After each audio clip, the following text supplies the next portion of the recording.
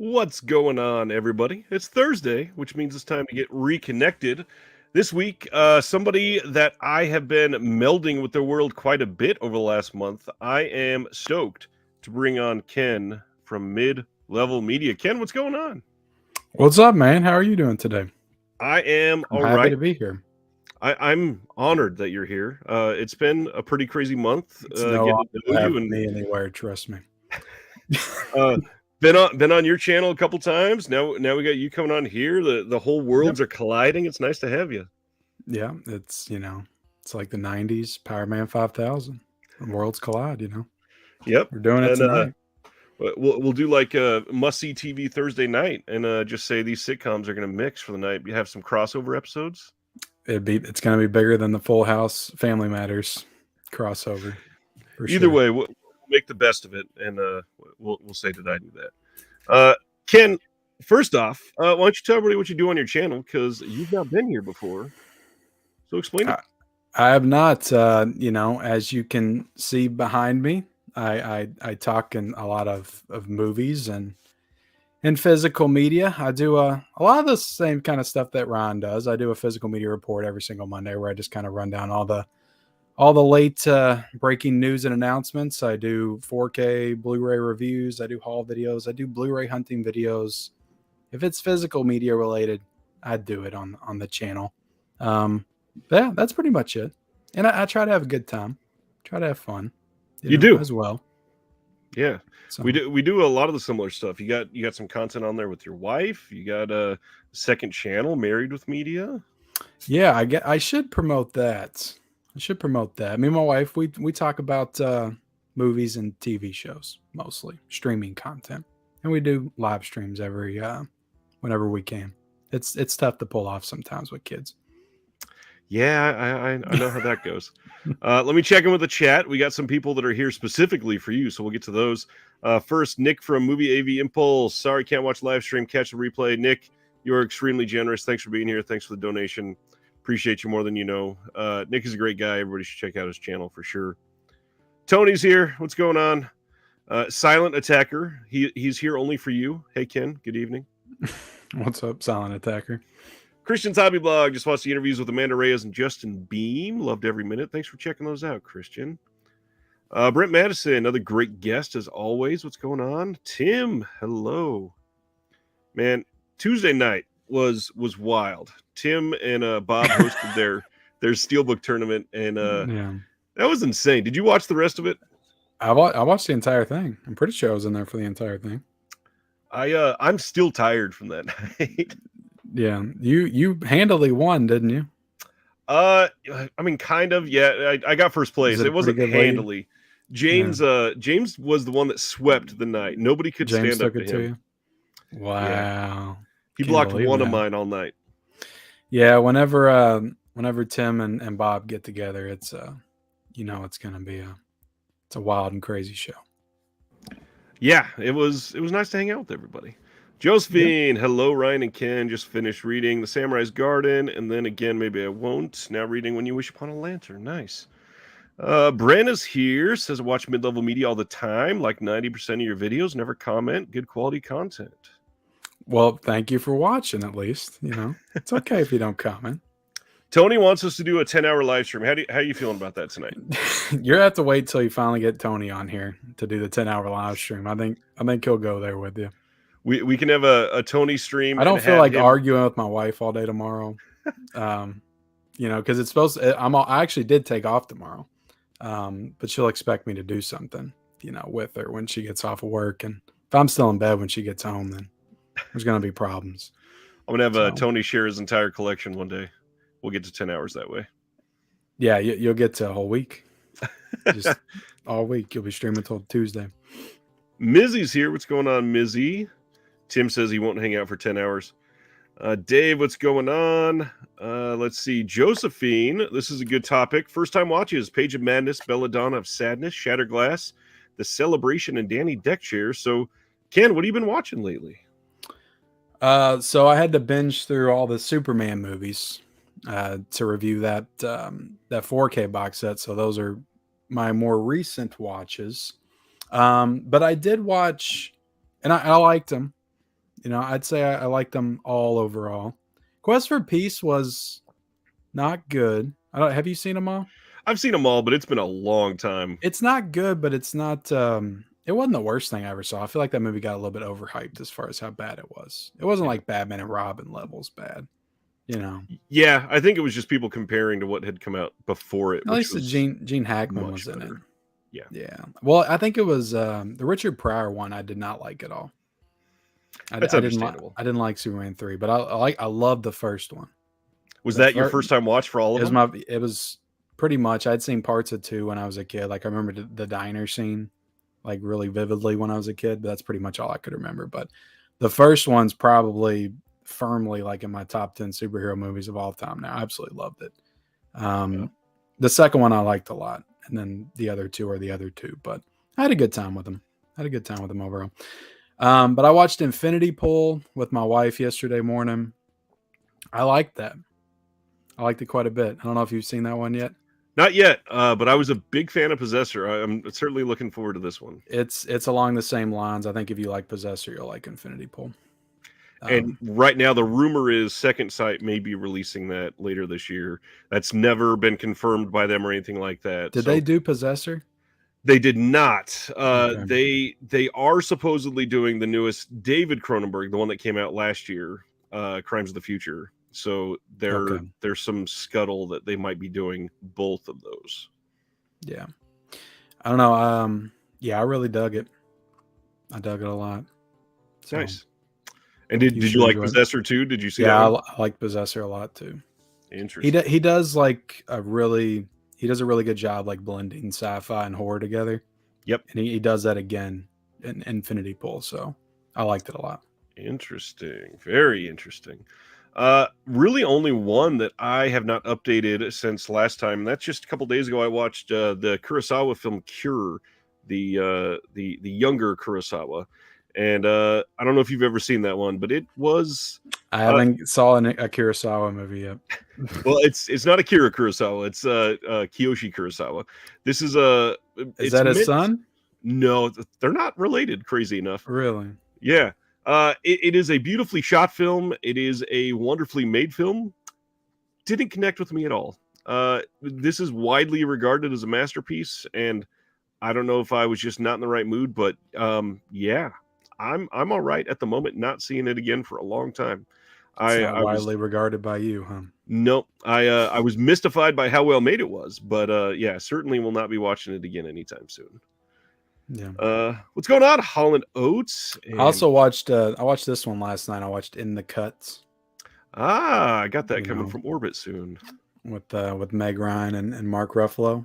Meg Ryan gets naked quite a few times in this movie. She gets in the cut, yeah. And I heard that from Knocked Up back in the day when Seth Rogen was trying to create the website that shows all the famous scenes where the famous people get naked. Absolutely. It was okay. I mean, it's a thriller. Well, it's cheap right now too. It's pretty cheap. I mean, it's worth $10. Like it's it's interesting to see Meg Ryan in that type of role. And a younger Mark Ruffalo, and then you got Jennifer Jason Leigh's in it too, which she doesn't have a huge part, but yeah, I love her and everything she does. I just watched her in Miami Blues recently. That was a good one. Oh yeah, the one with Alec Ball. Yeah, I watched that one when they did the MVD release. Yeah. Yep. Let's see. We got Eric here. What's going on? Magic Hands is the Sharknado film retrospective. It sure is, Jim. You know what's funny is somebody pulled that Sharknado Steelbook on Tuesday, and I didn't have that one, but I almost pulled the Sharknado collection because everybody on the panel said they didn't have it. I was like, you just told me. We still have 7 rounds left, but I let them off easy. What's going on, Sulaco? I'll tell you, I would have grabbed it. Yeah. I would have grabbed it. The hard part is it was on the opposite side of the room. I played dirty, though. I was too busy running on this side. Dude McMahon just watched New York Ripper for the first time. Lucio Fulci. Have you seen any Fulci films, Ken? Yes. Zombie, I love. Yeah, that one kind of blew my mind when I watched it. I've never been the biggest fan of like zombie movies. I just don't think I haven't watched the right ones, but I wasn't a huge fan of 28 Days Later back in the day and some of the other ones everybody was high on, but that was like when I watched it, I was like, this is probably like my favorite zombie movie now. I It absolutely makes loved it. sense. It Yeah. makes sense. There's I mean, a there's some zombie fighting a shark. I mean, how can you beat that? exactly. You can't beat that. But I also saw, I think, House by the Cemetery That's a was the good other one one. that he did. I like Yeah. that one. Okay, it was. I didn't like it as much as Zombie, but I need to dive into more of his stuff for sure. Yeah. Especially like the Beyond, City of the Living Dead.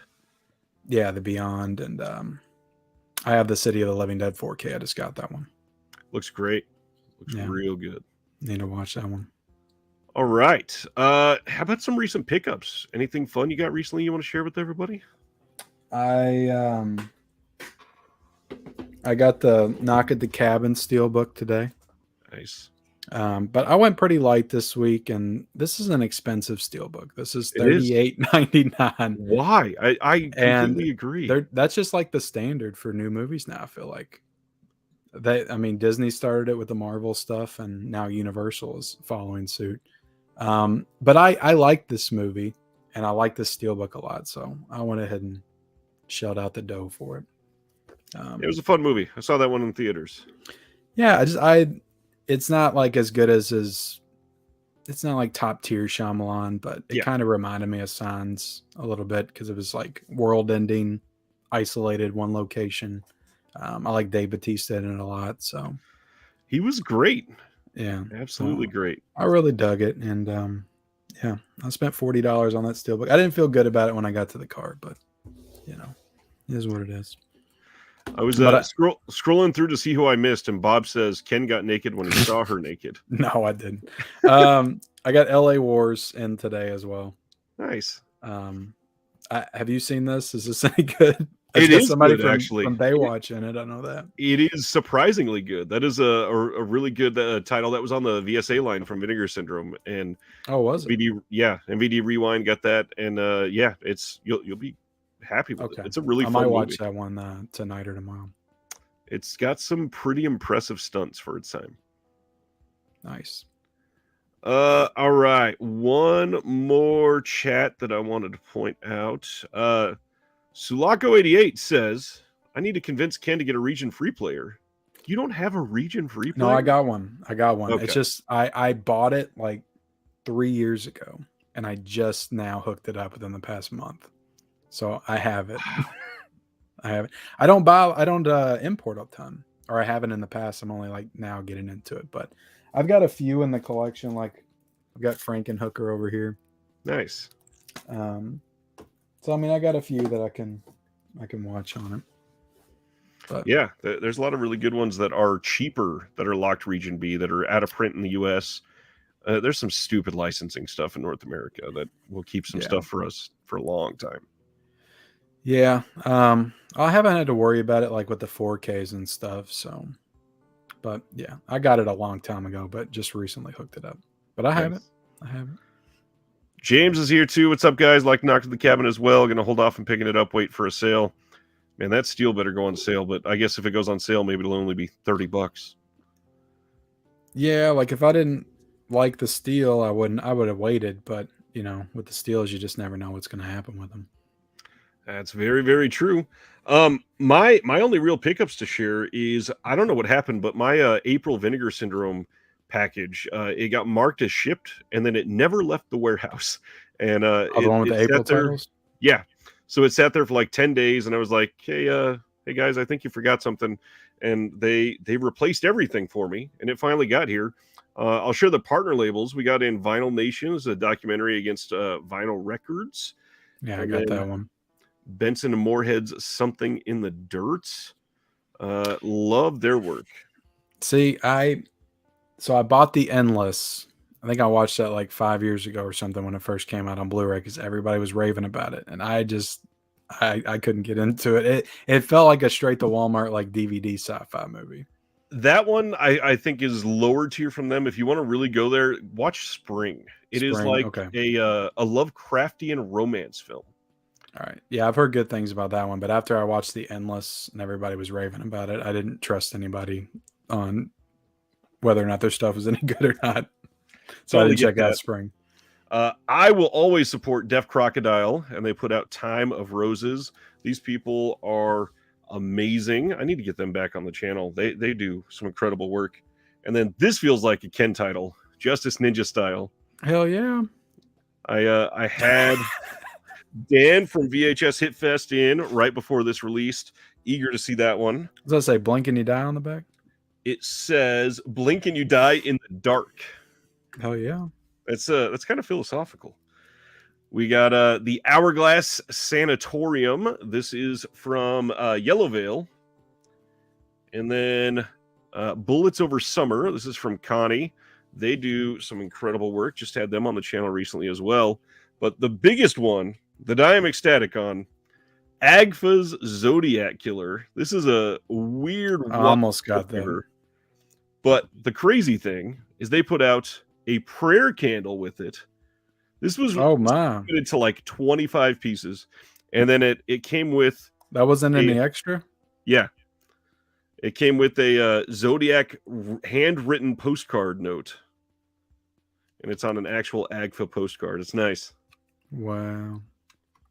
Yeah. Stoked on that. They do some great stuff. Agfa pretty much promotes everybody. They do theatrical work across the country. They've got a giant archive. It's crazy. So you have the Vinegar Syndrome subscription. Yes, sir. Do you try to get most of the partner label stuff every month too? No. Or you just kind of pick and choose the one that's interesting to you? The hard part is it's pick and choose what's interesting, but unfortunately, it's kind of all mostly interesting. And the way that I watch, like a lot of my viewing over the last year has just been partner labels. They've been putting out some of the better titles from anybody across like all physical media recently. Yeah. It's been tough to keep up though. When you got, I think like they're putting out like what 16 titles a month or something, or somewhere between 12 and 16 a month. Yeah, that's crazy. And I think they're up to 23 different partner labels now. So let me ask you something. What's your viewing schedule like? How do you get all this stuff watched? Or don't you? Okay, I was just wondering. Do you try to get in a movie a day, 2 movies a day? I try, but it's impossible for me. I every Monday night I watch a movie 100% of the time. Sunday nights I mostly watch a movie. Friday and Saturday nights usually stuff with the kids because it's not a school night. And then the rest of the week it's crazy. Every single Thursday I've got a stream. I watch sometimes while I work, but I don't have a TV in my office, so I have to go off of the computer, and my external disk drive had an update, and it's not even working right now, so I can only stream stuff. And a lot of that stuff, I'd rather watch it in like nice 4K, and it's rough. I'd rather watch the restoration. Yeah, and it gets messy when you're trying to watch stuff when you're doing things. Like I'll try to multitask and be like, watch something while I'm doing something on my phone. And it's like, I just can't do it. Like I end up spending 4 hours to watch an hour and a half movie because I got to keep rewinding it because I missed something important. So yeah, I was just kind of curious if you're getting buried and I not watches only I am. Not only do I call this my like museum and library, but I also call this my retirement plan. I mean, with 2 young kids, it's impossible. I mean, I've got 2 young kids with special needs, a full-time job. I'm trying to pick up some side work right now. It is a lot to do all at once. Yeah, and the channel. Yeah. You know, I mean, trying to maintain that, and it gets to be a lot for sure. You know, I always get people that give me great recommendations and stuff, and it's like I can't get to everything. I'll put it on the list, but I might not get to that list till 2029. I mean, you got 8,000 titles in your collection. I mean, I've talked about this before. Have you made peace with the fact that you probably won't watch them all? Yeah, for the most part. Will? I mean, I'm going to try to watch all of the main films. All the special features I'm probably not going to be able to get to because that's literally doubling at least the length of that watch. It's a lot. Yeah. I wish I just had the discipline to, all right, I'm going to start with my A's. Every movie I haven't seen, and I'm just going to go down the line, or start even like a boutique label. I'm going to watch all these criterions in a row, numbered row. But my mind's just everywhere. It's like, oh, I want to watch a Vinegar Syndrome tonight. I want to watch one of my, Kinos, or this new studio title just came in. It's just everything's pulling me in like 100 different directions, and I spend so much time trying to figure out what I'm going to watch. I can, only watch half the movie, then I got to watch the other half the next day. I was talking about this, I think in my Discord recently, and I said I found like a new release shelf that would be really neat just to mount up on the wall. You put all of the titles that are either just came in or ones that you want to focus on watching soon. I want to mount it up there, and it'll hold like 25 discs. And then I started thinking about it. I went, I mean, in all reality, I might do that, but then I'll get a package and go, I have to watch this one right now. I don't care that it wasn't on the shelf. Yeah. And it'll just be shot. After a week, it won't mean anything. And I'll just walk over to the shelf and I'll notice this movie that I probably haven't seen in like 3 or 4 years. I'm like, man, I remember loving that movie. I just really want to watch that tonight. But I can't because I have this new stuff I got to watch that I've never seen before. Damn it. And that's the other thing. Review titles, obviously, we got to prioritize.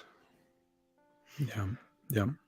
All right. Got a question from Sibiner. Can you clarify this? What is the policy with Umbrella going forward as a partner label for OCN? So they have come out and said that they are only going to be releasing, at least for this year, for the rest of 2023, it is only going to be Australian titles that they had released previously in Australia that have not come out in the US. So like Larry Clark's Kids that just got announced, they are not going to be releasing that in the United States. They're not going to be releasing Razorback on 4K here when Scream Factory just put out the Blu-ray. That's just logistically, it can't work like that. So it'll be for the Aussie titles that they had done the restorations for, that they have the rights to for the US as well. Man, Chad is going crazy tonight. Stan's here. I just saw that. Just watch what strikes my fancy at any given moment. Yeah, basically, I get that. I wish I could operate like that. It's hard, especially when you walk into a room and there's so many things. Like a title could catch your eye, or somebody could call you and say, hey, let's both watch a Robert De Niro film tonight or something like that. And you're just, okay, sure.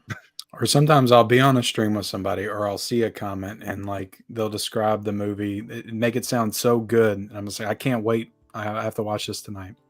Yep. And then it just pushes everything else aside. I get that. You ready to talk about some announcements, my friend? Yeah, let's go for it. Let's do it. First one up tonight, Human Desire, coming from Kino Lorber. This is coming on July 11th. This one was previously remastered in 2K by Sony themselves. Not really any genuine special features on here. There's a little featurette called Terror and Desire, but that is it. We got Glenn. Is that a previous released one? Yeah, I think this one was released in the UK previously. Oh, look at that. The top comment there. Yeah, I've been passing on the UK disc for years. Don't like it as much as Renoir's version, but still it's pretty great. Yeah, I think this is a previously done featurette for another Sony release. It's got a pretty slipcover. It does. And reversible art, which Kino can't always do nowadays. Yeah, that's cool. I noticed that. They're not able to license reversible art all that often, actually. It feels like they're on their Blu-ray titles. They have it quite a bit. It depends. So, depending on who their partners are. Like Sony is usually pretty good with it. But there's like their French titles recently, they've not been able to get any reversible art, which they've been hitting a lot this year. So that makes up a big. So that's just when they're not able to get the original poster art for the reversible. Either that, or they're only allowed to license the reversible. The studio doesn't want them to put any commissioned art on it. Oh wow! Which, because they own the rights to it, they get to decide either way. It's sons of guns. It gets super technical. Next up, this is pretty damn cool. Not a lot of people shop through SRS Cinema, but sometimes they get something crazy like this. July 25th, they are releasing the story of Hong Gil Dong. This is from 1967. Now, the reason this is important, because this is Korea's first ever animated movie. And this is the first time it's ever been in HD. This is fully restored. It's got the original Korean audio with the English subs, and it's got the history behind Korea's old fable by Eugene Alejandro. And this looks like a really cool release. They put up a trailer for it, and it's one of those, it's not bad animation, but you can tell it's a very early animation for them. And it's just a really, really cool release that they were able to get. I'm honestly kind of shocked that they could get this. Who's putting that one out? SRS Cinema stands for Sub Rosa Studios. Cool. They unfortunately they're known for a lot of like the shot on video or straight to DVD type of like slashers and stuff like that. They do got those some a Korean lot. animation. It's pretty cool. Out of nowhere from Wide range. 1967. July 25th, we are getting from I got some Cinedigm. questions on this one. Interesting. From Cinedigm and Screenbox, we're getting Hollywood Dreams and Nightmares, the Robert Englund story. This will also have a steelbook version. This is the inner art, and then this is what the steelbook looks like. It's a nice steelbook. It is, although the back of this... Yeah, well, I put that text right there. Right. I mean, have it on a removable J-card or something.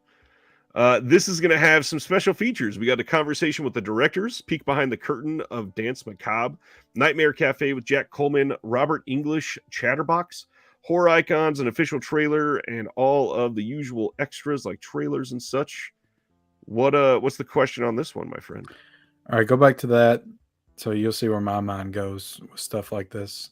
So it says that the number on the spine is 11. Yep. How is this 11?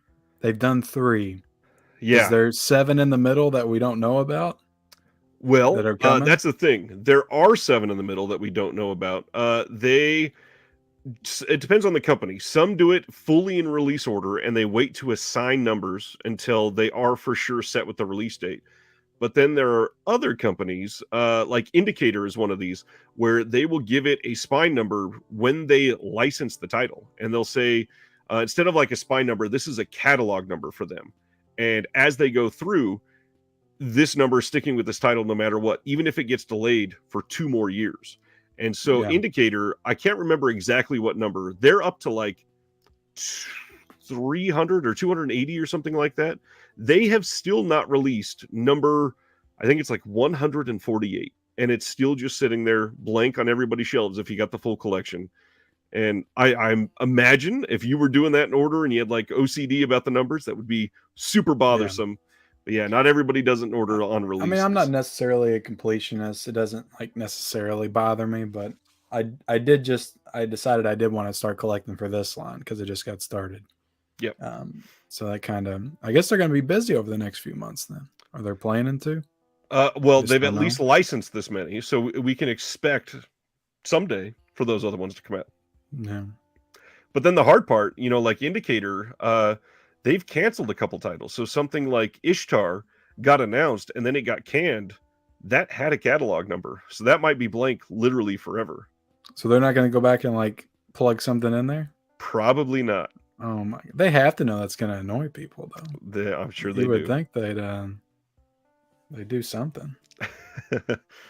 Let's go to the next one, which is Renfield. This is coming on June 6th on Blu-ray only in the United States. Any thoughts on that seemingly odd predicament that we find ourselves in on this? Well, if it's kind of tough to figure out like why do they decide like some movies don't get 4Ks and some movies do? Like they can't just base that on the box office. Nope. Because the box office of this movie didn't do well. I know that, but in a lot of cases, the box office for movies don't do well and they still get 4Ks. Well, not only that, this has been in the works since before the movie came out. This is coming out on June 6th. There's no way they decided now. Yeah. Right. I don't know. I mean, I haven't seen this movie yet, but from the trailers, like this movie would look phenomenal in 4K. So I have no idea why they wouldn't do a 4K for this one, but it's Universal. Like Universal seems to be the one that's just going like Blu-ray only on most of their stuff lately. The worst is the ones that are getting a 4K in the UK and a Blu-ray only in the States. Didn't I see something about a UK steelbook for this potentially coming out? Or Evil Dead Rise is getting a 4K steelbook in the Evil UK. Dead Rise, which we'll talk about here in a second. Cocaine Bear is getting a 4K in the UK, but not in the US. Yeah. I mean, the only thing that I can figure is that, it's what other people have said too, but Shout Factory's going to do 4Ks of them down the line. Universal's got some kind of deal with them, but I just don't understand why they would do that for like their new movies. Right. And like this and Megan, like Megan would have sold well on 4K. People would have bought that. We also don't have precedent for that. We don't have any title that we can say this happened, so that's possible that that's happening. Yeah. So it's tough. Yeah. I have no idea. Hopefully they don't do the. Well, I mean, I would want it on 4K, but hopefully they don't put this out and then 3 months later it's a 4K. I don't feel like Universal has had that pattern necessarily. Nope. That's Paramount. That's a Paramount move. That's a Warner Brothers move. Yep. But who knows? I mean, Violent Night too. Like that movie would have looked great on 4K. And I believe that one got a 4K in Germany. Did it? Shit. Or no, I'm thinking of Christmas Bloody Christmas. Maybe they both came out around the same time. Yeah. But like a 4K Steelbook, I don't know. Universal's kind of weird right now. I mean, to be fair, a lot of them are kind of weird at the moment. Yeah, they're right there with Disney for me. Understandable. We got some more 88 Films announcements. In the UK, on July 24th, they are giving us The Torture Chamber of Dr. Sadism from 1967. Ooh. This is a Christopher Lee film. How many films has Christopher Lee been in? Because I feel like every single horror film from like the 60s, 70s, 50s has Christopher Lee in it. Exploitation movie. He's been in many of them, that's for sure. Has to be like 400 movies. Plus Lord of the Rings. You know what the first Christopher Lee movie I ever saw was? Can you guess? Just think about it. One I would have watched when I was like 7. 7. Let's see. That would put middle of the his final Dracula film. No, Gremlins 2. Okay, yeah, that makes sense. Yep, I was thinking mid-80s. I shouldn't know. July 24th in the UK, we are getting Curse 2: The Bite from 88 Films. And they have confirmed through one of their producers that this is getting 0 special features. So there you have it. That's not good. Nah. Jim Powers wants to know, do you guys really think they sold 13,000 of those Superman Steelbook sets that fast, or they yanking our crank? What? They might have. Where did the number 13,000 come from? Yeah, I haven't heard that. Because as far as I was aware, it went up for sale on Amazon and sold out within like 48 hours. Yeah, I should have got that. Did you get it? I did not. I'm not a big enough Superman fan to say I need 100. Expensive, $150. That's what I was gonna say. But I should have known. They did that same BS with freaking Ghostbusters. He says there's a certificate in the set, and it's printing on the certificate. I wonder if that 13,000 is worldwide, because the UK seemed to get a whole bunch of those sets. Mm-hmm. Very interesting. I didn't realize they were numbered. That's actually kind of cool for them. That's pretty surprising. Yeah, Warner Bros. Doing some cool stuff for their 100th anniversary. Stan Geezy says, I think Will Wheaton has denounced Curse 2, as he should. Have you seen this movie? Again, I think years ago, I would say that I haven't just because I don't have enough details on my mind, but I think at one point I did. It's not as good as Curse 1? No, it's probably a little better than Curse 12, but yeah, not quite as good as Curse 12. Let's go to the next one. Next up, we're getting The Postman Fights Back in the US and the UK. Taxi Hunter, this was delayed. This is coming in the US and UK. The Thomas Crown Affair from 1999. That's in the UK only. And Double Impact in the UK only. These are all coming at the end of August from 88 Films. One thing I kind of wanted to shout out here now that we're bringing it up. I don't know what's going on, but a lot of the UK releases lately are being delayed like crazy. Are you paying attention to those very much? Because I know you do a lot of the US stuff. Yeah, no, not as much, no. So Arrow Video obviously has had their fair shake of delays, but 88 Films and Indicator, they just continue to have delays and delays and delays on stuff. Not sure what's going on. Not sure if they have some sort of different production line that things are delayed over there that are not delayed in the US for some reason. But yeah, these are hitting the UK kind of hard. Really interesting. What do you think's going on? No idea, because you can really argue it differently when things like Eureka in the UK. I don't remember the last time a Eureka release got delayed like this. Yeah. And it's not like they have a stranglehold on a paper manufacturer in Leeds or something like that. It's interesting. Although I've heard, from what I hear, Eureka kind of like makes everybody work under pressure. One of the people that does Slave drivers commentaries, over there. not slave drivers necessarily, but they'll call and say like, "Hey, do you want to do a commentary for this release?" And the person will be like, "Yeah, sure, I'm in. When's the deadline?" And they'll be like, 10 days. And releasing in 25 days. Hold on.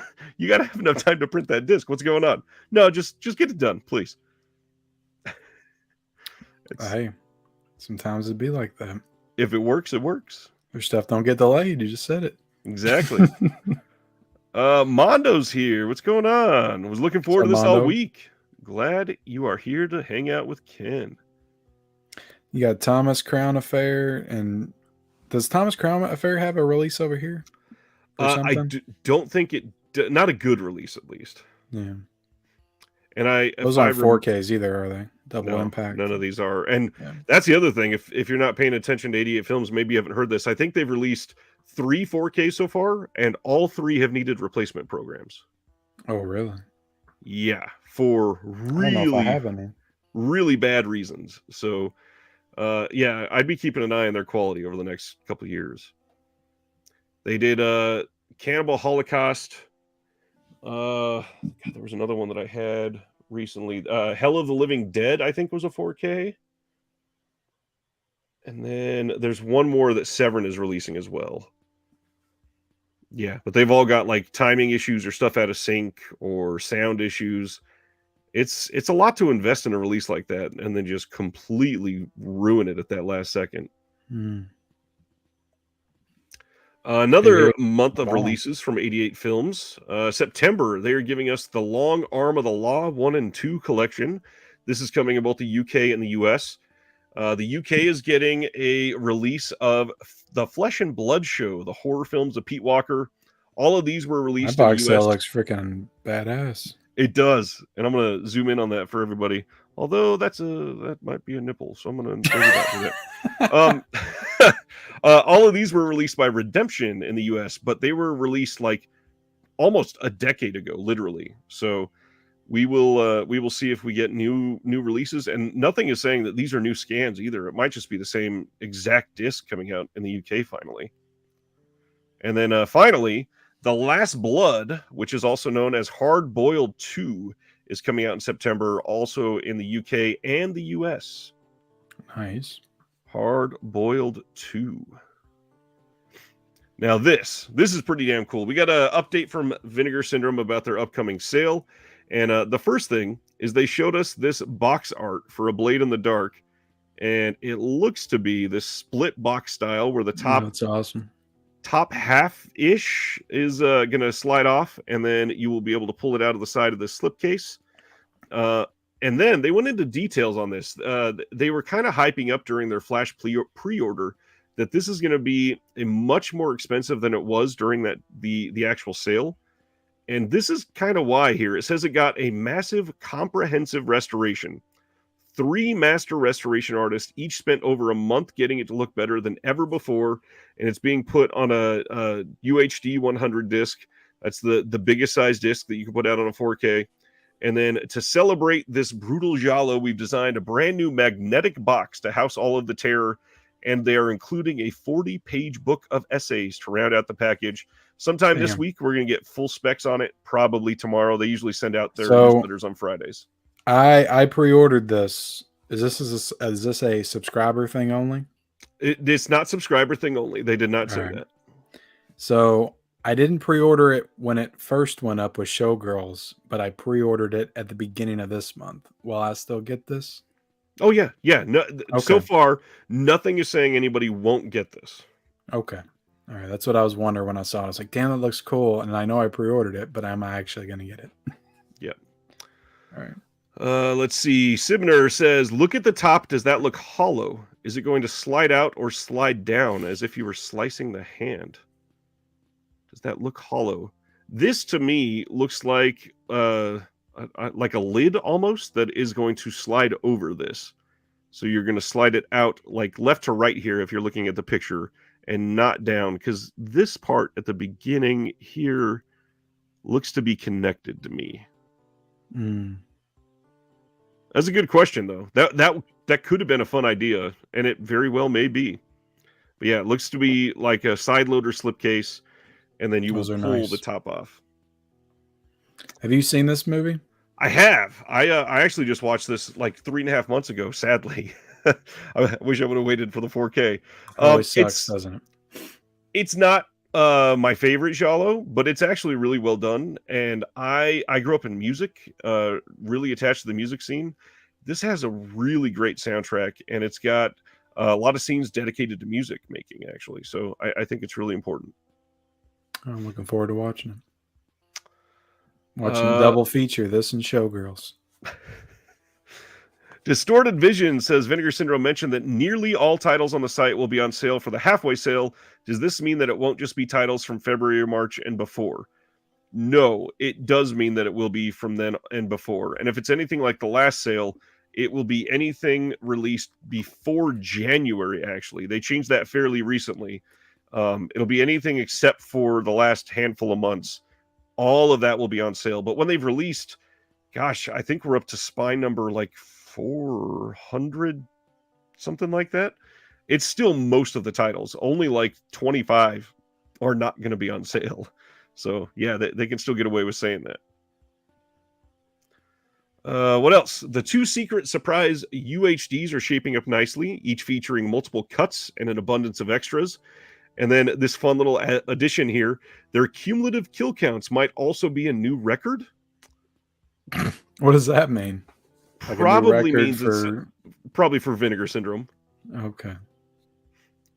And then 2 wildly different VSAs are also prime examples of the type of early 80s weirdness we love so much, and in their own ways are sort of tributes to America, albeit with creatures, fight scenes, and other countries standing in for the good old US of A.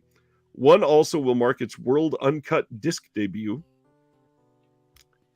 There's a lot of options of what those could be with those clues.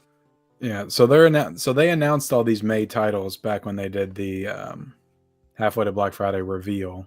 Except for their 2 secret titles and then these VSAs. Except for the 2, but they announced that they were coming. And yes. I thought that they were going to be revealed at the beginning of this month, but they weren't. I guess they were always supposed to be revealed at the end of the month. So that's when we're going to get the actual like May releases. Full slate, yeah. So when you order those, when they put them up, are you going to get those like right away?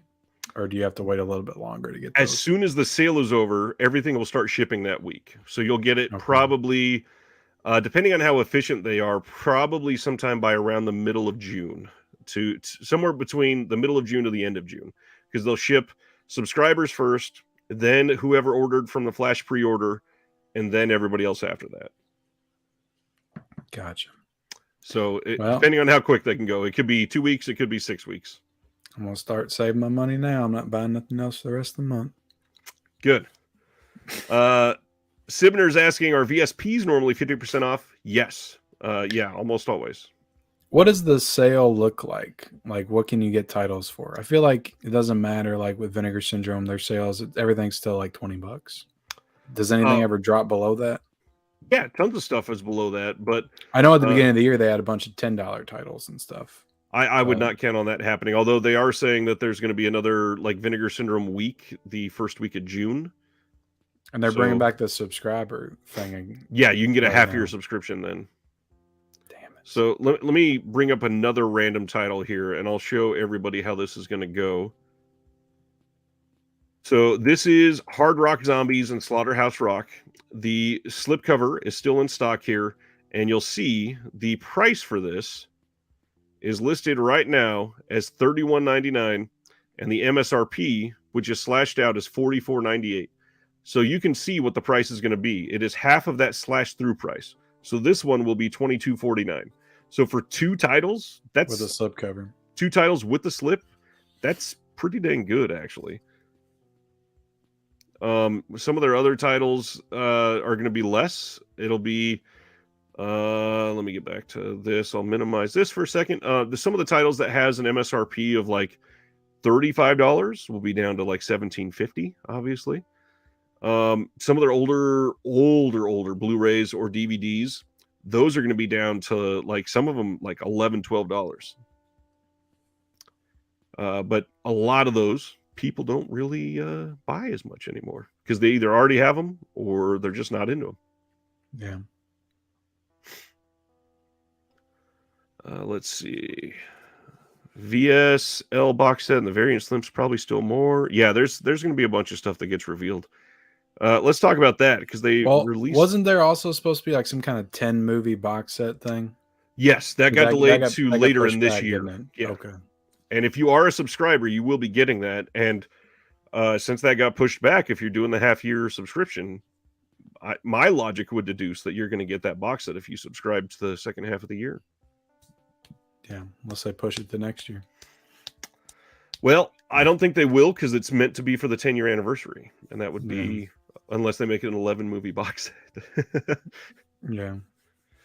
Let's see. The next Vinegar Syndrome Labs is also a first. It'll be a box set. This 4-film collection is something we've been wanting to do for a long time. It will also mark our first foray into this particular breed of out there European cinema. We hope you like it because there's plenty more where these came from.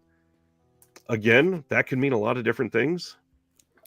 They're so cryptic. Yeah. This particular breed of European cinema.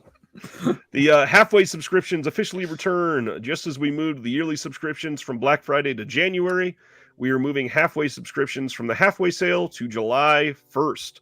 July 1st. That means we will be having a mini subscriber week, July 1st through 7th. More info on that will come. And then we'll also have a fresh array of shirts, merchandise, posters, and more, in addition to 2 new catalog slipcovers and 2 exciting variant slipcovers done in the iconic art style befitting our upcoming VSL box. Nice. Lot to unpack. There always is with Vinegar Syndrome. They keep things interesting. They top of the game for marketing. Yeah. It's very You impressive. Can't explain a box of Emmanuel movie? Come on. Should be like, I've tried to, sweep some things under the rug, with the Franco Blue Underground 4Ks I got. What's that? They're fine. A couple boobs here and there. That's it. Point Break saying, I miss not having to pay sales tax of Vinegar Syndrome. Me too. This is I don't even think it happened at the beginning of the year for me, but it started in like March that I had to start paying sales tax. They are the only boutique label that charges. Do you think they actually have bigger sales than Scream Factory? I mean, honestly, yeah, probably. I think the only sale from Scream Factory that was probably been bigger in recent years was their 10-year anniversary sale last year. That was actually a decent sale. Everything else is really poor from Scream Factory. The Shocktober one where they shipped it all to us in January. Yep. But hey, you got a free shirt if you spent $100. I did get that free shirt. I did. Man, maybe I should not repeat that on stream. I did an experiment to see if it would work, and not thinking I was going to get away with it, I found $100 worth of titles on the sale, put it all in my cart. Then I went and put a couple of the pre-orders in my cart, and took everything out of my cart except for the cheapest sale item. That was $8. They still shipped me that shirt. Did they? Yeah, I spent $8 on the sale, and I got the shirt. That's cool. Hell yeah. Let's see. It was a nice shirt. It was, yeah. Surprisingly well done. So he was talking about sales tax. So they didn't used to do sales tax for Vinegar Syndrome stuff? Any online store is not required to charge sales tax. Because I know Kino doesn't. Like, I've noticed that. Any online business is not required to charge sales tax on your purchase unless they sell over a certain amount in your state. Okay. Online. So I don't know what that number is because I don't know tax law, but basically they are legally leaving the sales tax up to you. You're supposed to report that legally at the end of the year and still pay sales tax on it, but nobody does. Yeah. Obviously. Yeah. Yeah. Let's see. There was another question there, and then I pulled it down. Do I think we'll get another 10 for 10 for the halfway? Honestly, probably at least one day. Yeah. Reggie, is sales tax based on the state you live in? Yes, but again, it's just depending on the sales. So I bet there's probably not a lot of Vinegar Syndrome buyers in Alaska. If you are a buyer in Alaska, you probably don't have to pay sales tax on it. Just hypothesizing. Yeah. Sibner got charged sales tax by Kino, and that's probably true because I think Sibner lives in New York, and they probably sell more than enough to New York. There you go. Another one. Wander this world. I'm in New York. Every online site charges me sales tax. Total bummer. Exactly. Yeah, I mean, I know Scream Factory charge me sales tax. Yep. And that's, yeah, I bet I'll end they up spending do. $50 for a $36.99 4K. Was that it? Only $50? With their shipping and their sales tax, and you should have just added on the poster cards, and it'll end up being $90 for you in free shipping. I rarely order from them anymore. I did for Creep Show, and I did it for the Chuckies. But I was getting in the habit of ordering from them a little bit. But when I got that Evil Dead 2013, I got really pissed off because it was all the slipcover was damaged, and it was just one 4K, no special features, and it was my fault. I didn't read the fine print. But also, they're dirty and they don't announce special features until after you're able to pre-order. That's messed up, yeah. And what's going on, Fish? Yeah, other labels do that too, but no one as bad as Scream Factory, that's for sure. Yeah. And it's all I feel like it's like 2 weeks before it comes out. Sometimes they'll announce like the features. We're pretty close. Not gonna say like to one up or anything like that. There's been one time, because Scream Factory is known that if they get something printed into their warehouse, they'll ship it to you, even though it's not out for another couple weeks. That's like one of their biggest perks of pre-ordering. I have gotten a title in hand before they announced online what the special features were. Yeah. That is ridiculous. Makes sense. Really ridiculous. Yeah, all right. I'll just order it and then I'll forget about it. Exactly. And I'll move on to something else. I know you know this one. Turbulence from 1997 is getting a release from Kino. No release date on this yet, but it's going to be from a 4K scan of the OCN. Why don't you tell us what you think about this Ray Liotta film? I've actually never seen this movie. Come on. Never seen Turbulence. That's interesting. It came out in 1997. Same year as Air Force One. I don't know how I missed out on this one. It feels like I would have been right there for this movie. But for whatever reason, no, I never watched it. I think I saw this on TV in like 98 or 99. I hardly remember this at all. But I think this was one of my first Ray Liotta movies, too. So is this like a hijack the plane type of movie? Hostage situation? I gotta be honest, I don't remember. It's been literally 25 years or whatever. Yeah. I hope this didn't come out the same weekend as Air Force One. I mean, you know how the 90s did it. You got to put out Deep Impact and Armageddon the same couple months. Yeah. A lot of those copycat films came out around the same time. Yeah, that's interesting. I'm definitely down to watch it, though. I wish it was going to be a disc, but it's nice that it'll be from a new scan. Yeah. Speaking of 4K discs, Kino is giving us a 4K disc for A Fistful of Dynamite from Sergio Leone. This one's also known as Duck You Sucker, of course. This is from 1971. Have you seen this one? I've not. I just watched the Dollars trilogy for the first time last year. What do you think? I loved it. Loved it. Like I really like. I've discovered this about myself. I really dig the Italian cinema because I love giallos and I love spaghetti westerns. Jim is telling us about Turbulence now. He says Ray Liotta is a prisoner being transferred and he takes over the plane. So yeah, of course. Oh yeah, that's kind of like the Con Air plot a little bit. Only I guess maybe he's the bad guy in the movie. Yeah, that's what he's making it sound like. Yeah. But the Dollars trilogy was great. I loved them. But it was Once Upon a Time in the West that I thought was the true masterpiece, and the one that doesn't get talked about enough because I freaking love that movie. That's probably I just brought that one up on here a couple weeks ago. Yeah. That Blu-ray that came out in the States has been out of print for years at this point. I watched it on Hulu when I watched it last year. But 3 hours. I'm hoping Kino can get to that one too. Every minute of it. I've heard Paramount's doing that one. Like I feel like that's going to be a. There was something with because people thought it was going to be Kino, and they were asking Kino about it. I think it was on Twitter, and then Kino said that they weren't doing it. Paramount was doing it, and that was like a year ago or something. I'm thinking it's probably going to be a Paramount Presents title. It could be, and it probably 4K. be 4K. Yeah. Interesting.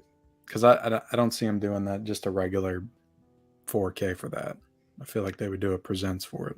Yeah, that or one of their wide releases of like a really nice steelbook or something. That would be awesome. I mean, I'll take it. Yep.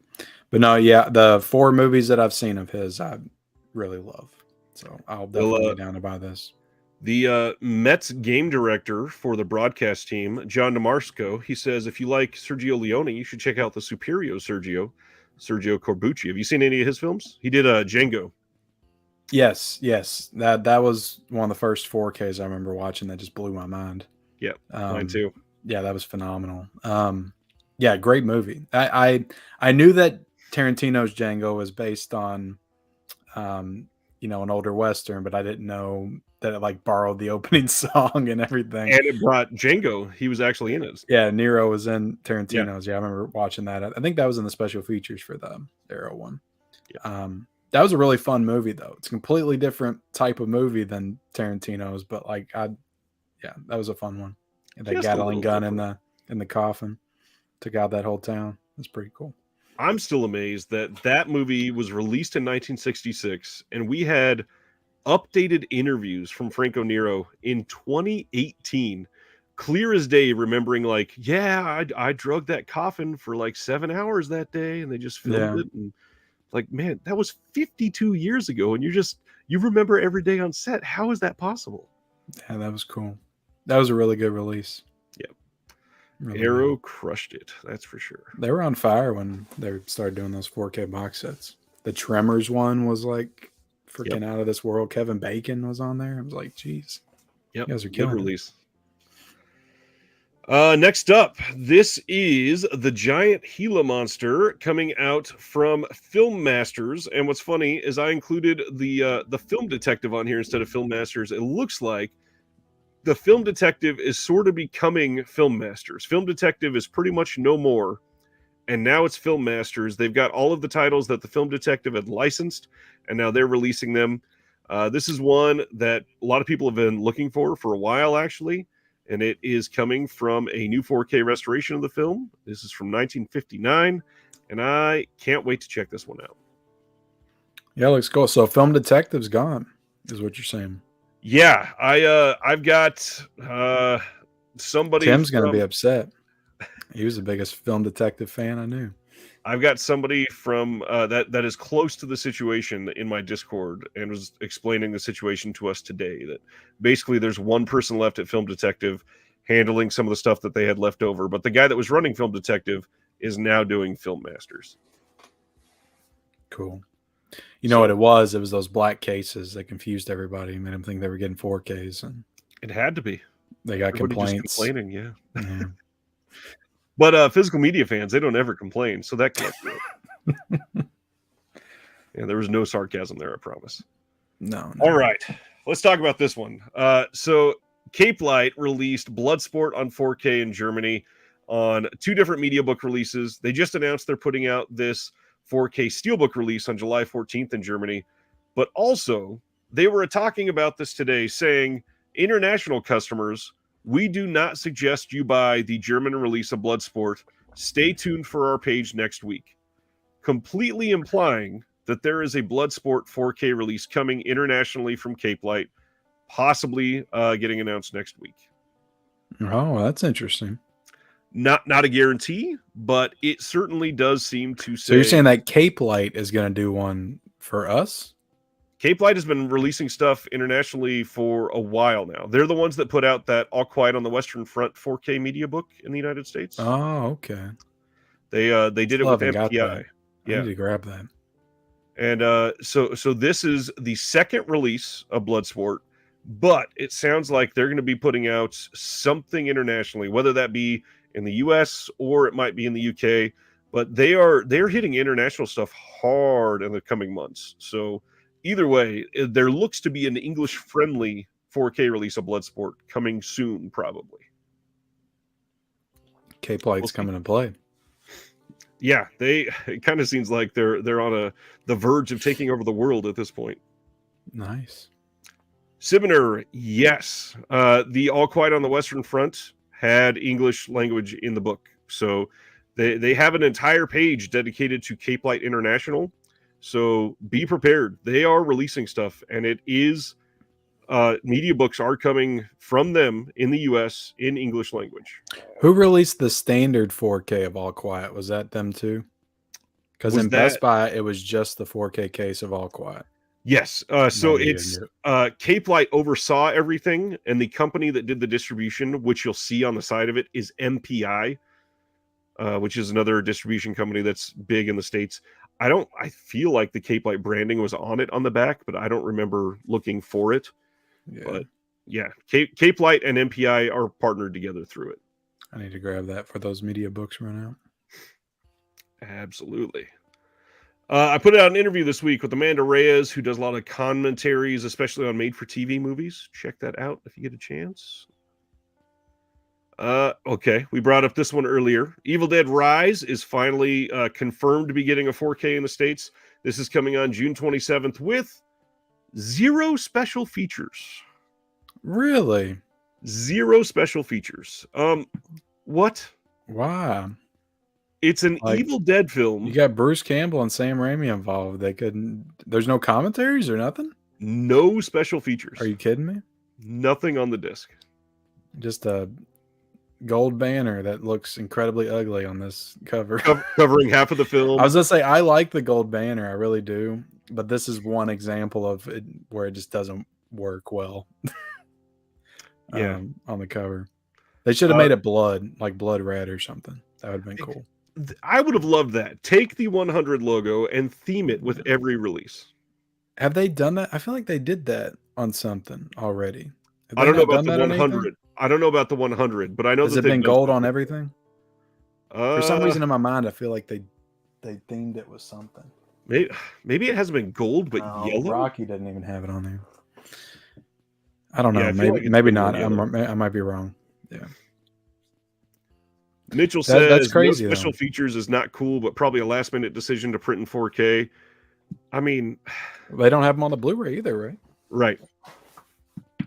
Yeah, I mean, I'm excited to see this movie. I haven't got a chance to get out the theater to see it, so I mean, I'm looking forward to owning it. But yeah, and it's a good movie. I enjoyed watching it. It was probably my least favorite Evil Dead film, but it's still really well made, and it's.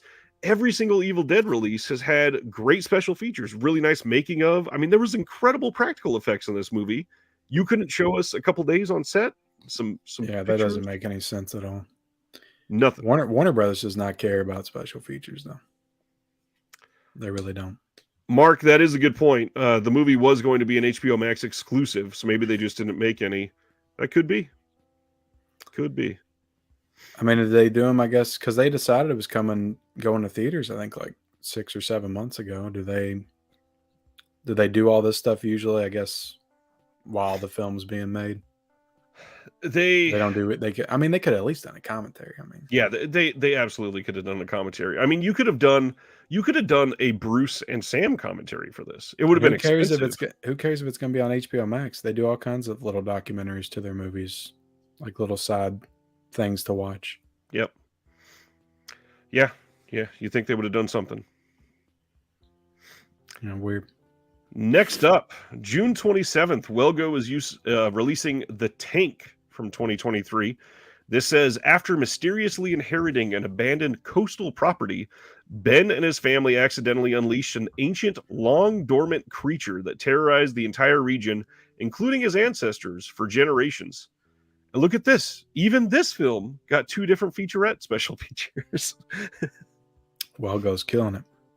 Yeah, Welgo does a lot of random-ass creature features.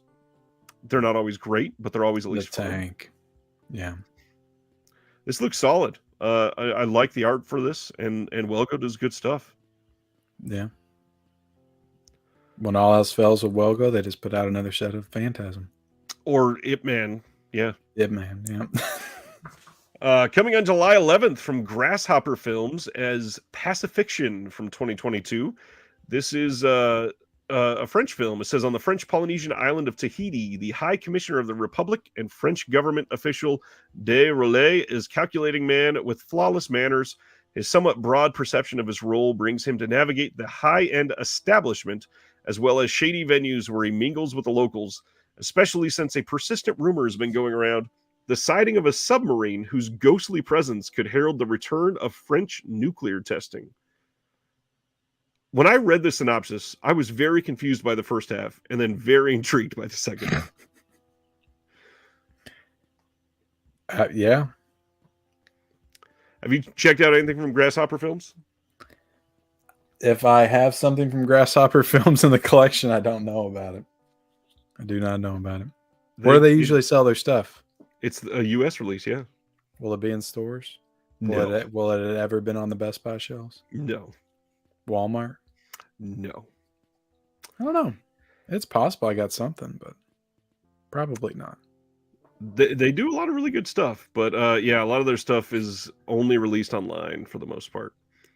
Unless you go to some really great boutique store. I don't have any of those. Me neither. Eli, what's going on? Got here late, but can't wait to catch up. We're glad you're here. Next up, another Kino release. July 11th, we are getting Force of Evil from 1948. This is a 2022 4K restoration. We got a new commentary on this by film historian Imogen Sarah Smith. We got an intro by Martin Scorsese, and then the trailer is on this. And yeah, nice film noir. How'd they get Martin Scorsese, or is that an older intro? It is. It does not say new, so it's probably 15, 20 years old. Okay. Sibner doesn't own a Grasshopper release either. They did. Let me pull up their site. Yeah, you have to tell me what they did. They do a lot of Hong Sang-soo films. You and I were talking Asian films before we went live, and you don't have a huge Asian films catalog, it sounded like. No, I've seen I Saw the Devil, and I've got Parasites. There's probably a couple other ones I'm not thinking of, but that's pretty much it. One of their best releases is Hong Sang-soo's Days, and it's an astonishing release. It looks beautiful, great movie. Pretty much anything from Hong Sang-soo is wonderful. So if anybody is into Grasshopper or wants to try out just one, buy one from that director. Nice. Film Addiction. Do I only purchase online or in stores as well? Honestly, I don't get to go to a lot of stores that often. I work like 50 hours a week, and then channel stuff is another 15 hours, and then taking care of kids. There's not much store time for me. There's nothing interesting going on out there anyway. Well, and all I have is Best Buy and Walmart, and it's almost pointless to go there. Right. I went to Best Buy and Target today. Target just makes me sad every time I go in there. They got some cool NECAs on the back wall that I look at every time and think about buying, but I never do. Target is like a shell of its former self. Yeah, it's sad. It's all sad. You know, and Walmart's used to have 4K sections and Steelbook sections, and they used to have Scream Factory titles, and it's almost like 90% DVD. I'm not trying to DVD shame anybody. If you still buy DVDs, that's fine. But it's almost like they just regressed. I agree. All right, now everybody just buys DVDs, so that's all we're put out.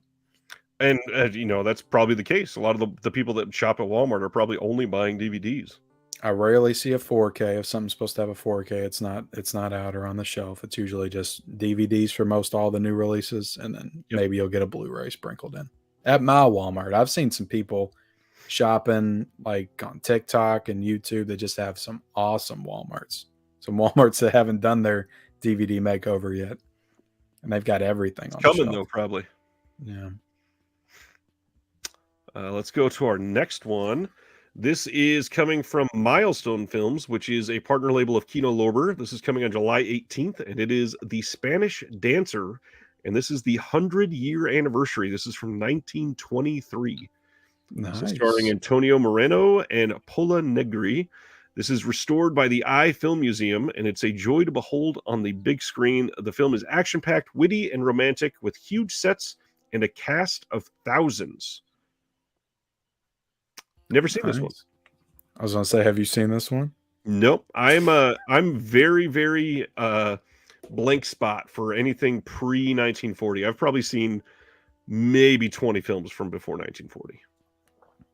I randomly one year I was like, I'm gonna watch 10 movies from every year in the 30s, and I watched like 10 or 11 movies from 1931, and then I stopped. So I've seen some movies in the 30s, but the 20s I don't think I've seen anything. I've got a few in my collection, but I do don't want to watch remember. Metropolis and Dr. Caligari, some Fritz Lang stuff. I think I got a couple of Fritz Lang titles. If you want an exciting one that's around that age, I always throw out The Man Who Laughs. I think that's from 28. It's the character that inspired the Joker. And is that Arrow Academy? no, That's The Man with 1,000 Faces, I think. Yes, yeah. Somebody else released it in the UK. It might have been Eureka, but in the States it was Flicker Alley. I've seen images from that one. Yeah, wonderful, wonderful movie. Even Tony says he only buys online now for the most part. It's sad out there. Yep. Oh, that's what I was about to say. I can't remember what keynote title it was. I think it was the Nasty Women box set that they did recently. That thing had a film, like a short film from 1898 in it. Whoa, really? Yeah. Didn't Kino do the Didn't somebody do the Trip to the Moon movie? Arrow Academy did that in the UK for sure. Wasn't that from the 1800s? I think so. 80 or something? Yeah, 97, 98, something like that. Let's see.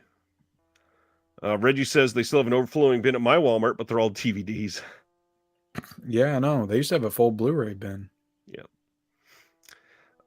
Cohen Media Group, which is also a partner label of Kino Lorber, on the 25th of July, they are releasing this Douglas Fairbanks double feature. It has Robin Hood, and it has The Black Pirate. A lot of people were looking at this cover and thought it was one movie called Robin Hood and the Black Pirate. This is two different films. And the Robin Hood film is from 1922, and The Black Pirate is from 1926. But I do agree that graphic probably could have been a little better at clearing. Could they not put the Black Pirate on the cover with him? Or put the Black Pirate in a different font? Or you know why they couldn't do that? Because they don't have the room with that big, ugly-ass gray banner that goes around. You don't like that giant C? All their releases. Two different films, boo. You want less content. Got it. Less content for your money. We don't get time for that. These are both going to have new restorations, and Robin Hood is actually a new 4K restoration. There's an audio commentary for The Black Pirate by film historian Rudy Belmer, and then The Black Pirate has outtakes with commentary by Rudy as well. And then cool. Somehow there's additional outtakes that are half an hour long. You say these are both from the 20s? Yeah, 22 and 26. Yeah. I don't know if I'll ever watch this stuff, but it does make me happy to see this stuff like announced and coming out like with new restorations. Yeah, these movies just being restored, not lost in film history. It does make me happy. 97 years after they were released the first time. I mean, that's really cool.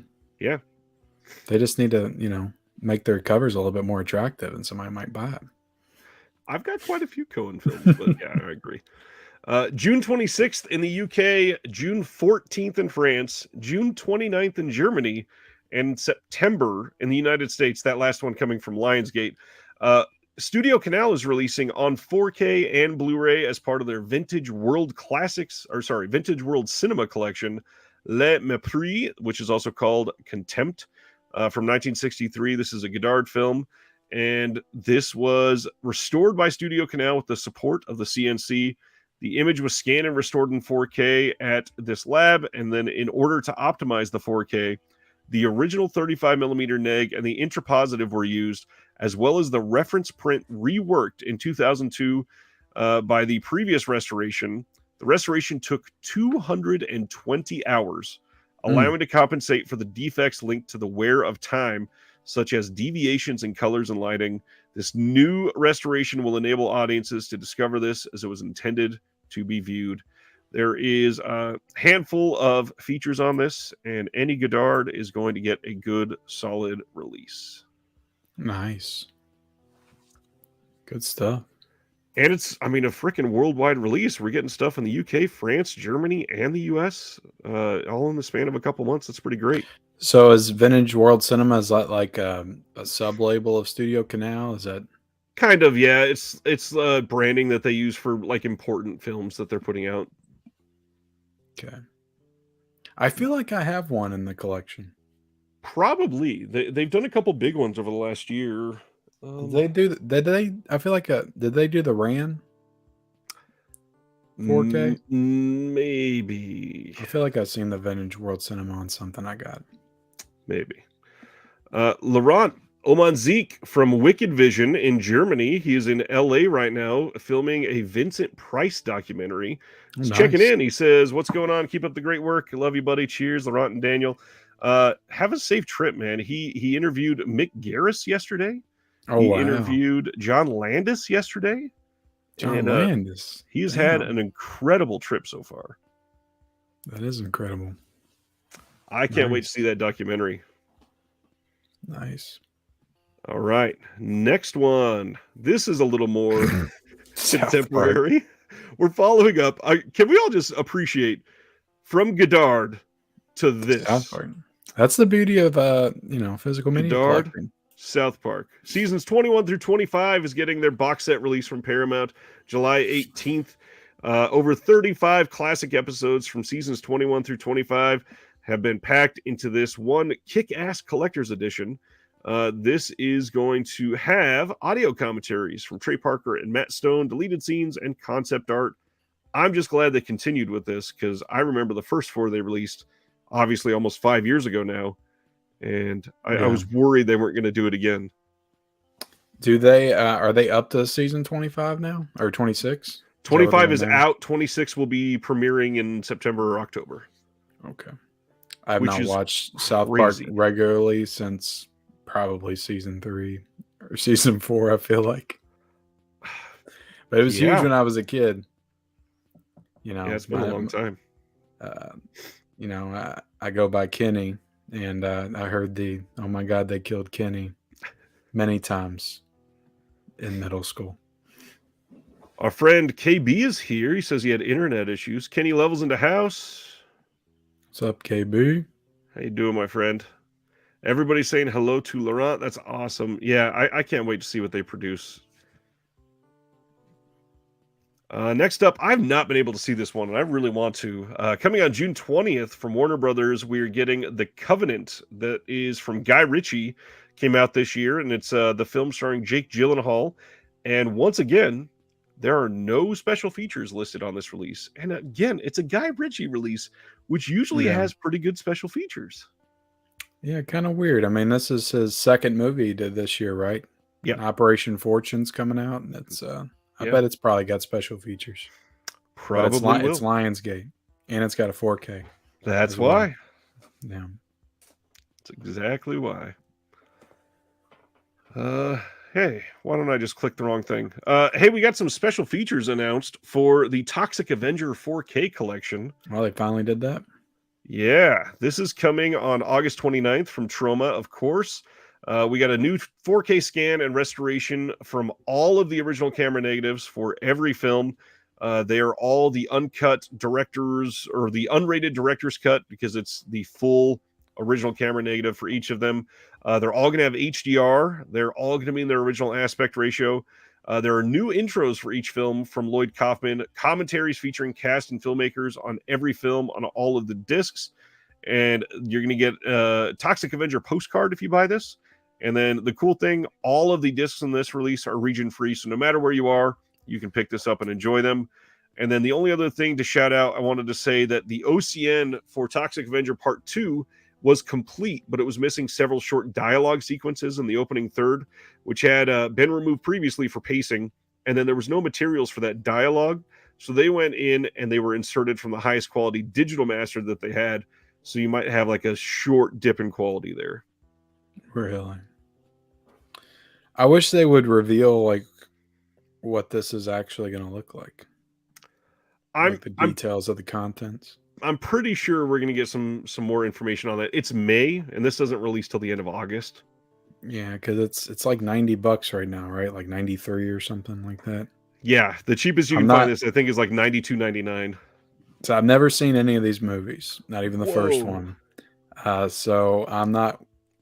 I'll shell out the money if it's a nice, box set, but I need to see what it looks like first before I actually pre-order. Well, supposedly Vinegar Syndrome helped with the scans on these, Yeah. so they should be high quality. Yeah, it's trauma. Yeah. It is trauma, so it's going So to be I'm low glad that budget. Vinegar Syndrome helped. Yeah. That first Toxic As Avenger film is great. It still holds up as yeah, very, very offensive and wonderful. it's one I've been, it's been on my list for a long time to watch. Yeah.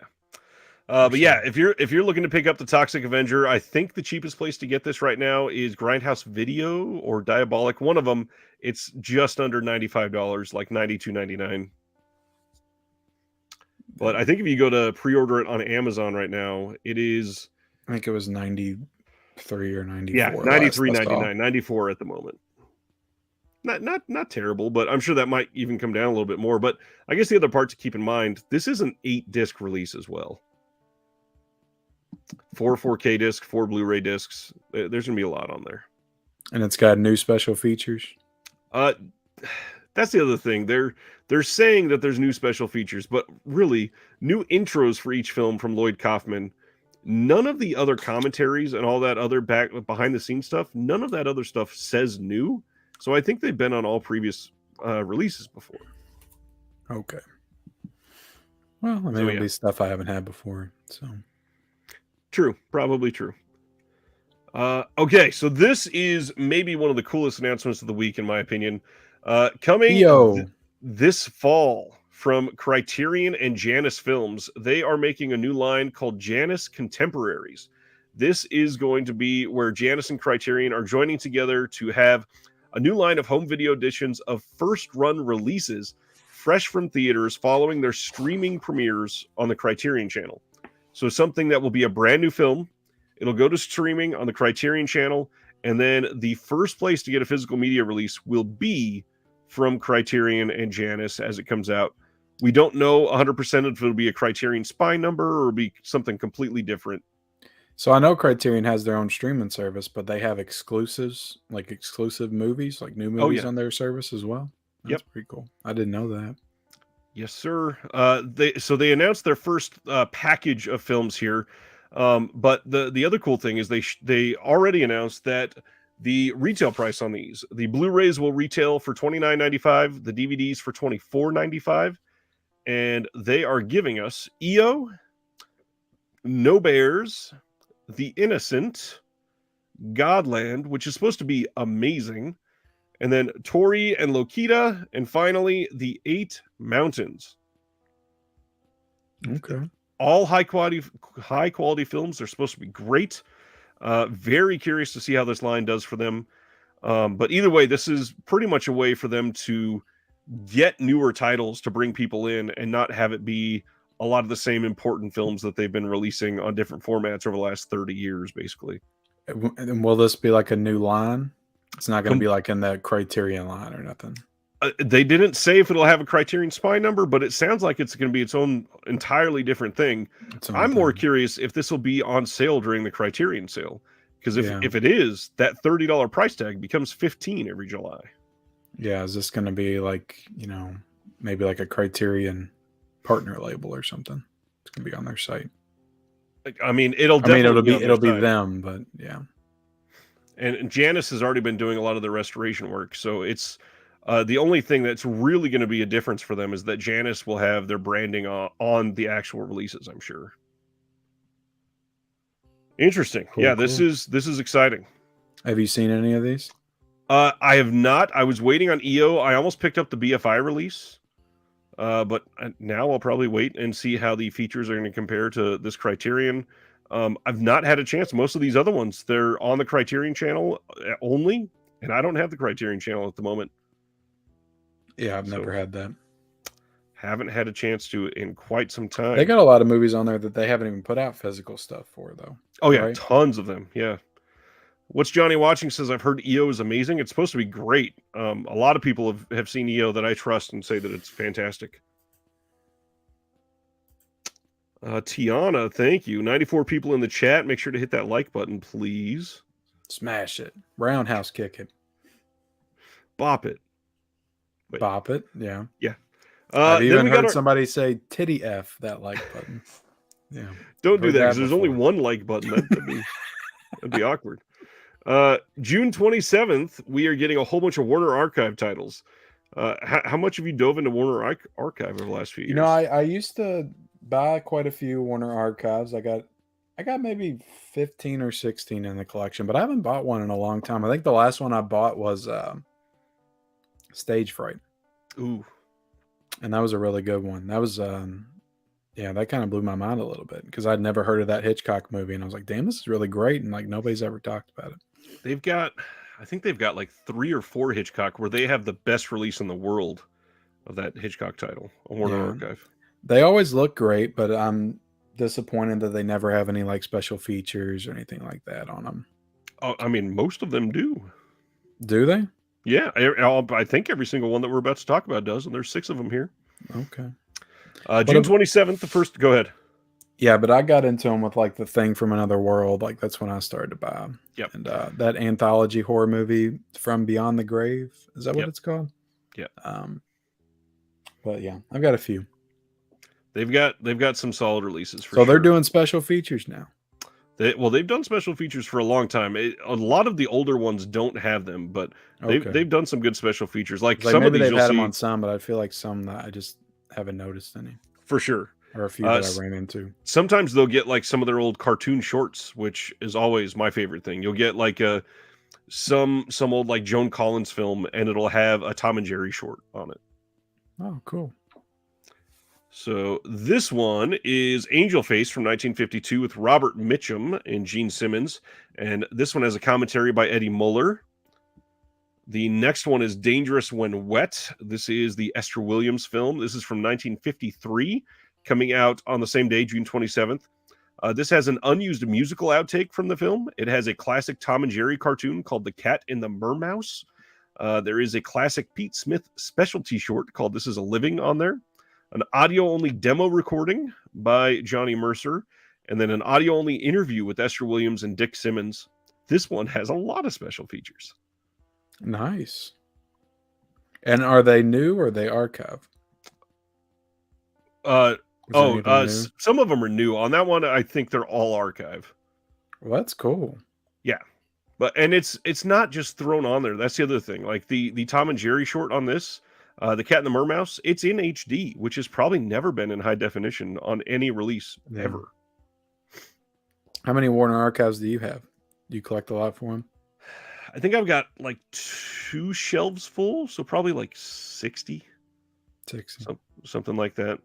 And that's the thing. They always have really great bit rates on the discs. They always look amazing. Really good restorations.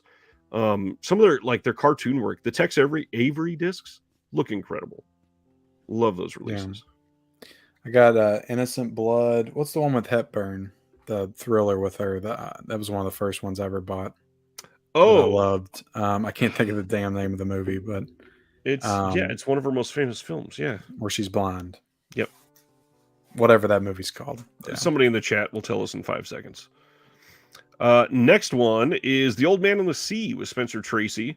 This one has a behind-the-scenes documentary called Hemingway, The Legend and the Sea. It doesn't say new, but the Warner Archive stuff never says new.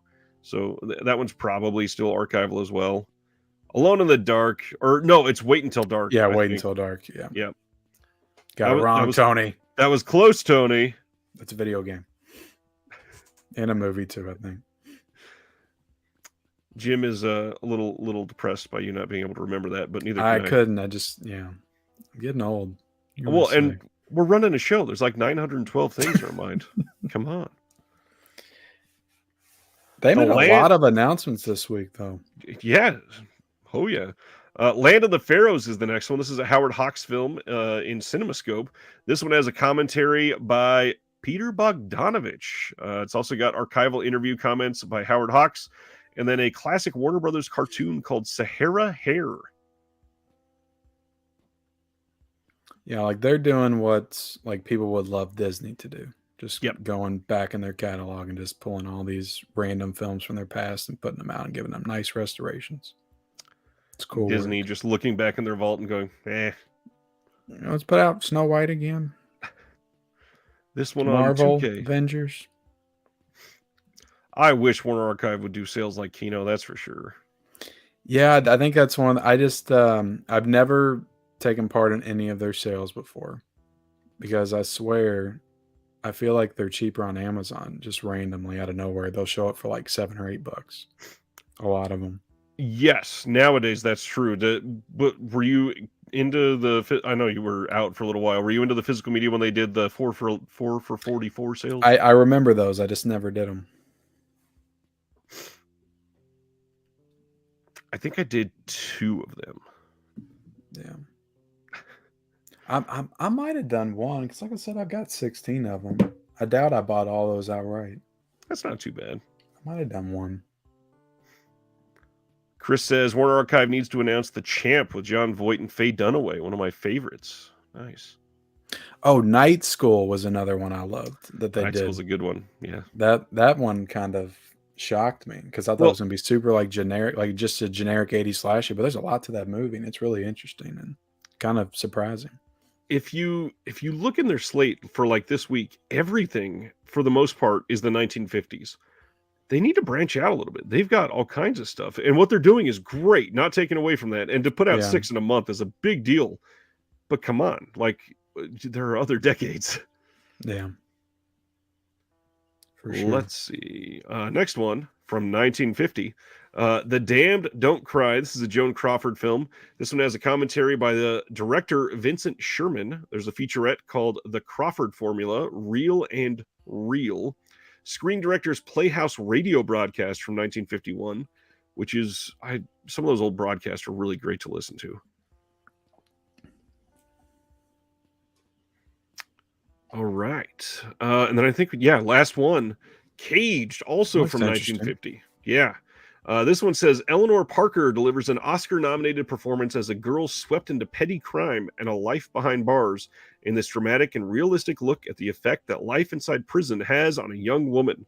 Marie Allen becomes hardened by life inside a corrupt and dehumanizing penitentiary until she reaches the point that she will do anything to survive the place and the life inside which she is caged. This one has Screen Director's Playhouse radio broadcast from 1951, and then a classic Warner Brothers cartoon, Big House Bunny. So yeah, Nice. all six of these have a pretty decent special features. It's crazy. Bob, I've been reading the comments. I will absolutely make it happen. Sibner, join the Discord, and then we can talk on Discord. What does he say? Make it happen. He's trying to get Sibner to come on and do Reconnected with me. Sibner always has some great commentary, and he's been involved with a bunch of productions. He lives in New York, and he's done camera work with a lot of people. Be a good guest to have. Absolutely. Get on here, Sibby. September 12th, 4K release of A Bronx Tale from 1993. This is the first Robert De Niro directed film. And the cool thing, this is newly remastered in 4K, but also has new extended interviews with De Niro and his co-star. That's cool. And this was released by Imprint on Blu-ray and did not have these new interviews. So this will be quite a bit different. I have not seen this one either, but I'm always down for more De Niro. Yeah, and then this one, it's a classic mob boss type of film for De Niro, of course. For sure. Everybody's giving Sibner a brand new nickname. Sorry, I didn't mean to give you a nickname. Sibby. Just kind of July 18th from Kino Classics, we're getting End of the World from 1931, and this is supposed to be fantastic. I've not been able to see this one, but this is Abel Gantz's film, who did Napoleon. This is his first sound film and France's first all-talking feature. It is a multi-billion-dollar super production depicting an approaching apocalypse. Following the discovery of a comet heading straight for the Earth, a scientist helped by his brother manages to unify all the nations of the world and have a universal republic proclaimed. I am dying to see this. Yeah, it looks really awesome. This gets a new 2K restoration by the French company Gaumont. And then there's interviews about the film with Laurent Verret, Serge Bromberg, Christophe Gauthier, and Leon Rousseau. And yeah, this looks really solid, actually. Yeah, 1931. That was the year I kind of dove into, but I didn't see this one. Gotta see it. Fantastic film. Nice. Next up, another Cohen Media Group, which Ken really loves this giant red sea. Hey, at least it's red. Persian Lessons from 2020. This is coming on July 11th. Yeah, not many extras on this, just some trailers. Just add into that catalog. This was really cool that this got announced today, though. We are getting from Fun City Editions, and Letterboxd is the one that broke this news today. September 12th, they're giving us a double feature called Fatal Femmes. This has Letterboxd is breaking news now. Fun City Editions works closely with Letterboxd, actually. Mitchell Beaupre is one of the main people at Letterboxd, and he is close with Jonathan at Fun City Editions. So he's been doing some special features work, I think. And yeah, this is the second time they've broke news recently. And these films are called, I'm probably going to screw up the pronunciation of this, but it's Neige, something like that. But it's, I believe, translates to the name Snow from 1981. And then the other film is called The Bitch from 1984. This is the two-film collection of early 80s French urban set noirs directed by women. What year did those come out? The first one is 81 and The Bitch is 84. Cool. And The Bitch is one that I had some people telling me was great. It says a policeman on night patrol picks up a young girl and rapes her. The following day, she complains and he is given 6 years. On coming out of prison, he gets work as a private detective and is hired to watch a fashion seller who turns out to be the girl he raped who has never forgotten him. The nerve of her to complain. Right? Wait. I heard that wrong.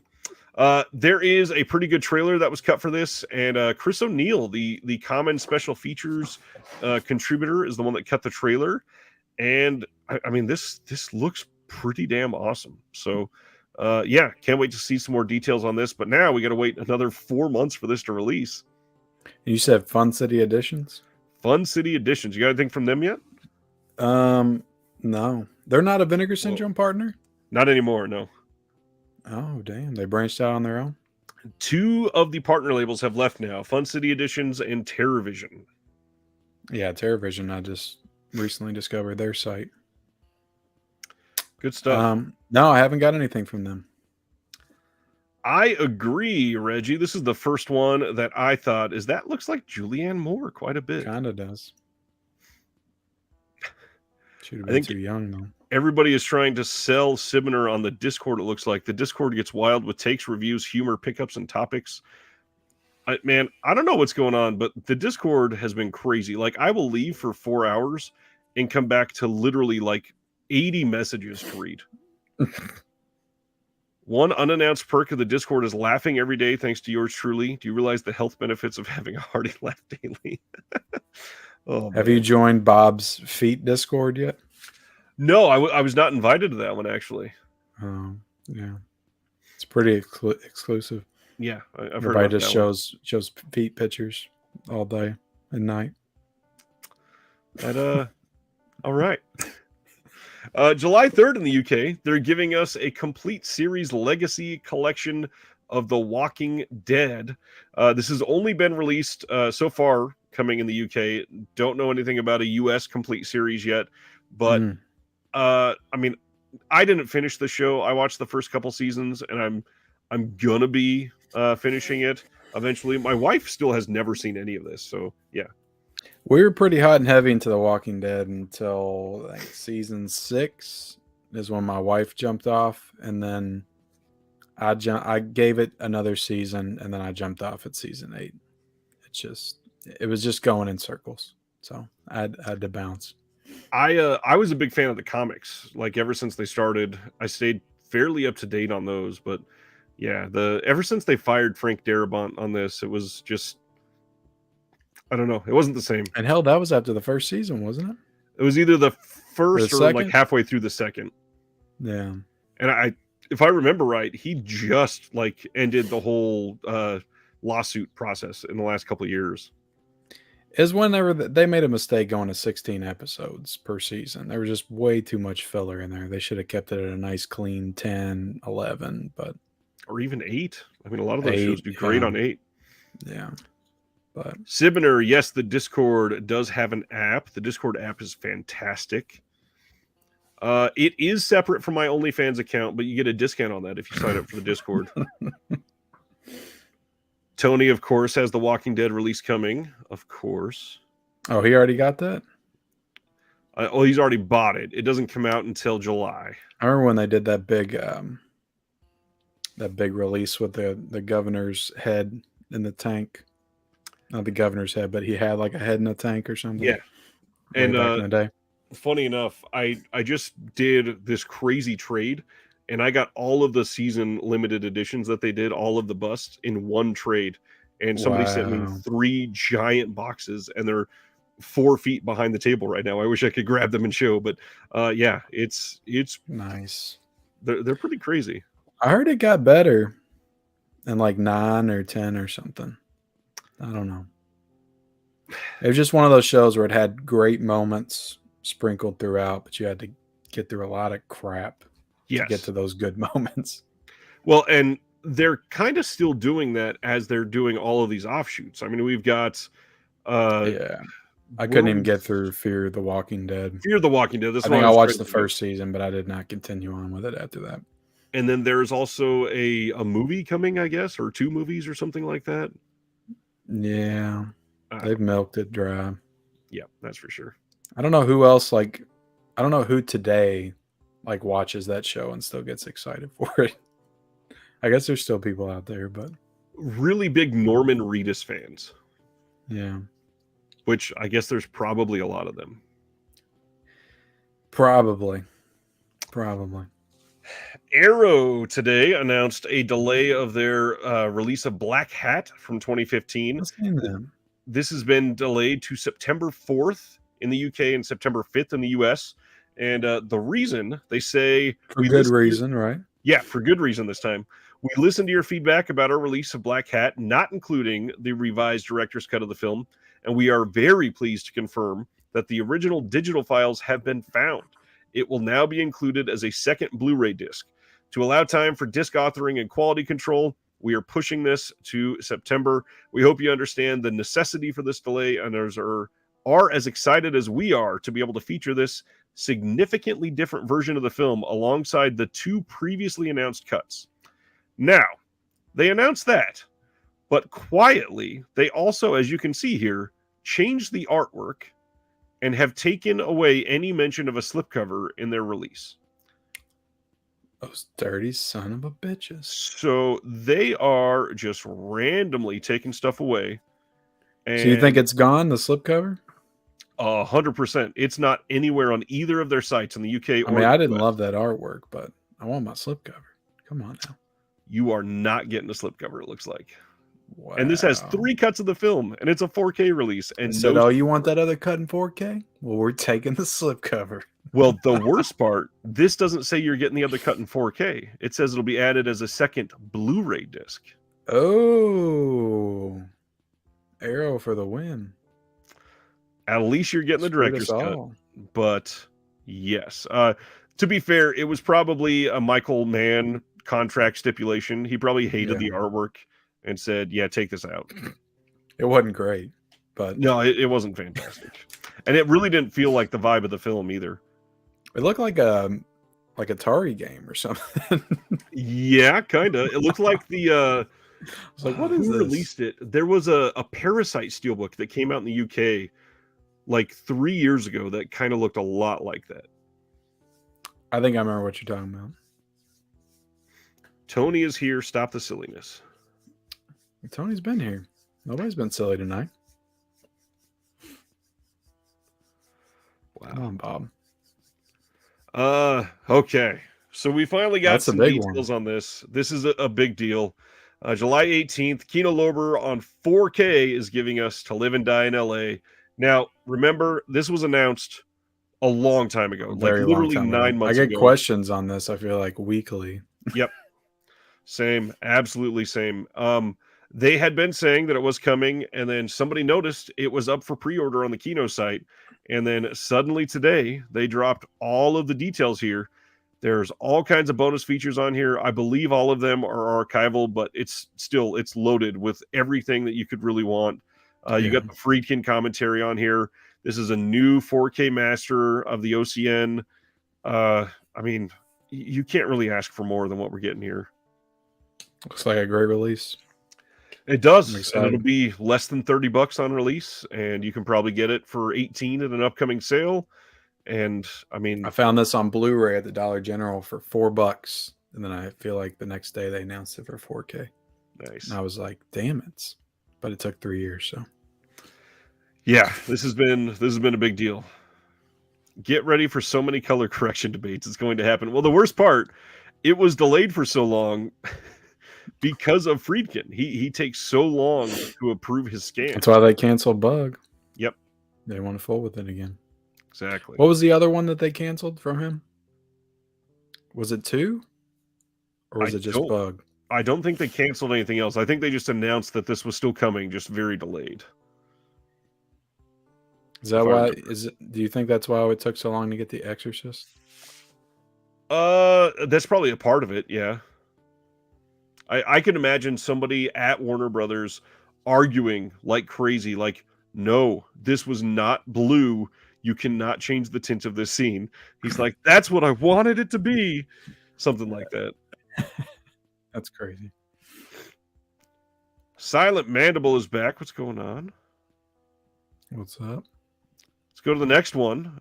2 of Ken's favorite films. This is actually the last one to talk about. June 21st in Australia, Via Vision is releasing Rob Zombie's Halloween 1 and 2 as a double feature. So random. This is a 4-disc release, though. This is getting the unrated and theatrical cuts of both films, and it will also include that crazy 4.5-hour documentary on the making of Halloween. Halloween or Halloween 2? Wasn't there like a one with Halloween 2 that never got released or something? I don't think that one did ever get released, but the that 4.5-hour one is on the first one. Okay. All right. 4.5 so what do you hours think of Rob Zombie? Of him explaining how he fucked up the franchise and this is always fandom. Divisive. Please explain why you love these. Well, I don't. I've kind of gotten over it by now, but the first one definitely. I was a massive Halloween fan. Ate, slept, and breathed that franchise up until I saw that movie in the theaters. And I hate to say that a remake of a movie that I loved took away from my enjoyment of it, but it kind of did. So just the fact that it existed for a while, I didn't watch Halloween a lot anymore after I saw that movie. The second one I hated in the theaters when I saw it, but I've warmed up to it a little bit more over the years. I think that one's okay. And the first one's okay after the origin BS. I was just such a Michael Myers purist Halloween fan that origin just took all the wind out of my sails. I couldn't even enjoy the last half of the movie once we got to it. Michael Myers is a shape. He's a force of nature. He is evil personified. He needs no explanation. And I understand you want to put your stamp on it and do something different, but do it with something else. So that's my spiel. I have been a fairly loud defender of both of these for quite some time, especially the second one. Most people hate the second one, and I hated it in the theater, but yeah. The second one's kind of badass. When I rewatched it, I stayed away from it for a long time, but I rewatched it about 3 years ago. I was like, this is actually pretty good. I think that hospital scene in the beginning is freaking awesome. I like that one because it's Rob Zombie. I feel like did truly his own thing with that. Got away from the retelling of the same old crap. Yeah, and it certainly feels like a genuine exploitation, like almost like Grindhouse flick of what you would have seen years ago. The only thing really that watching this makes me feel though, is I really wish he would have been given Texas Chainsaw Massacre instead of Halloween. He would have killed, absolutely crushed a wonderful remake of Texas Chainsaw Massacre. Yeah, I agree. It is what it is. It's like the new trilogy actually makes me appreciate these movies a little bit more, to be honest. But at the time, like it just felt like it just stabbed me in my heart, my Halloween loving heart. So I've always resented the first one for that. I get that. But going back and watching, I haven't watched it in a few years. I'd probably be fine with it. If they do 4Ks, I'll buy them. But yeah, the second one is good. Like, and you'll hear from most people that they like the first one and they hate the second one.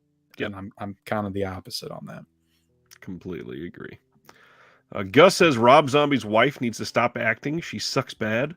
The only thing I'll say is to counteract that, you really need to watch The Lords of Salem because that is Rob Zombie's. I haven't seen that one yet. Damn. It's not his most entertaining movie, but it's his best. I like Rob Zombie's. Most of his movies I've seen. I like The House of a Thousand Corpses. I like Devil's Rejects. I even like 3 from Hell. Like everybody complained about that one. I thought it was an okay conclusion. Wasn't great, but I need to see Lords of Salem. I haven't seen that one.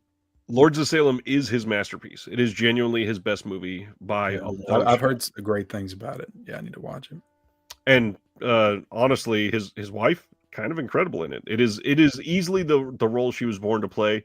She should not be shoehorned as a main character into every film he does. But Lords of Salem is easily. Well, that's the thing about Halloween too, except for the white horse stuff. Like she's not really in it all that much. Yep. So I mean, I think Stephen Dorff's incredible in that movie too. Agreed. Completely agreed. That is it for the week, my friend. We nailed all the announcements. Let's catch in with what is coming out next week in case people forgot, which next week has some heavy hitters that people have been looking forward to. We got that In the Line of Duty box set from 88 Films, I guess supposedly is coming out next week. We got Ant-Man and the Wasp, Quantumania. We got the Superman set from WB, which I don't know if you're planning on checking that out. Supposedly, the restoration on that is god awful. I really wish they would have given that to Warner Archive. Yeah, I've heard. Targets coming out from Criterion. This was also just announced as coming again from BFI. They'd announced that, but then they had to cancel it. And the BFI extras look a lot superior to the Criterion extras. Kino Lorber releasing The Longest Yard on 4K next week. That's the one I'm looking forward to the most, probably. Good. I was going to ask you about Ant-Man and the Wasp too. I'm not buying that. Come on, you're not? No, I'm not a Marvel collector anymore. So I'll get it like when it goes down in price, Yeah. Cauldron putting out Convoy Busters and Shanghai Joe standards next week. Here's that Operation Fortune we just talked about a little while ago. Yeah, I don't know if I'll get that or not. Maybe later on when it goes on sale. Yeah, that's a tough one. I do love Aubrey Plaza, and honestly, Guy Ritchie's a pretty damn good director. Do you watch the White Lotus? Not yet. On HBO? Not yet. We will. She was in the second season, and both those seasons are great, but it's like an anthology show, so they change up all the characters every season. But she was in the second one and phenomenal. Oh my god. Yeah. That whole season was great. Sibner is reminding everybody that there are Cauldron Films pre-orders tomorrow. And Sibner, I'm just going to entice you anymore. If you wanted to find out what we thought the Cauldron Films pre-orders are, it's all in the Discord. We talked about it for hours. We got IMDb listings and everything. Come on. Join up. Yakuza Graveyard. This one is getting some rave reviews from Radiance. I've never had a chance to see this film. Can't wait till this one comes in. Endangered Species. This is one that a lot of people over here. Yakuza Graveyard. Nice. Have you checked out any of the Radiance releases yet? Just the Sunday Woman, and also the big gambling boss. Is that what it is? Yeah, their first one. Yeah. Watch that one. Tony says, "What is this Discord group called?" It's a Patreon. In the description below, you'll find it. You sign up there, and then you get access to the Discord. Come on, Tony. Stan says, "I'm gonna love White Lotus." Oh yeah, it's great. The HBO is always great. Yeah. Except for The Last of Us, I didn't love that like everybody else. I haven't seen it yet. It's very basic, but I can't remember. I think it's like the first episode and a half or something like that was filmed here in Kansas City. Oh, really? Yeah. I love the first 3 episodes. Yeah, something about like before the virus or whatever. I think that part was all filmed in Kansas City. Yeah. Endangered Species. This used to be a Warner Archive DVD, and they let that go to Scream Factory for the Blu-ray. But really, I'm very curious to see how the Blu-ray looks for that one. I'm very much looking forward to that. That In the Cut release that Ken held up earlier, that is getting its release. You can see Meg Ryan in the cut.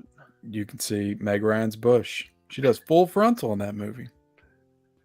What a direct quote. Conquest of Space and I Married a Monster from Outer Space is getting a Scream Factory double feature. That was previously released by Imprint, so probably going to be about the same. Samurai Wolf 1 and 2, that is coming from Film Movement. Those are 2 Hideo Gosha films. I definitely need to pick that double feature up for sure. Violent Streets also coming from Film Movement next week. Miami Vice, are you going to pick up the Steelbook? I got that one. Already did. Nice. I got it. I haven't seen that one. That's another Michael Mann, isn't it? It is, and I'm curious if this is going to change because 88 Films announced that they were upgrading their release of Miami Vice to a 4K, but it's Michael Mann. So does that mean it'll come out in 2 years now instead of 6 months? Or I need to check this one out though because I've heard some good things about it. But it came out in the era where they were doing a lot of TV remakes, and a lot of them weren't the best, so I never watched it. It is. It's a little campy, but it's still a pretty well-made film. Yeah. The Lake is coming from Epic Pictures, and I got to admit, it does not look very epic. Honey coming from Raro Video next week. Everything Went Fine from Cohen Media. LA Wars that Ken just showed us. That's coming from MVD Rewind. La Petite Mort 2 coming from Unearthed Films next week. Isabella, the Magic Flute. What's that Ant-Man and Wasp Quantumania? Is that the Disney exclusive or something? I haven't seen that cover before.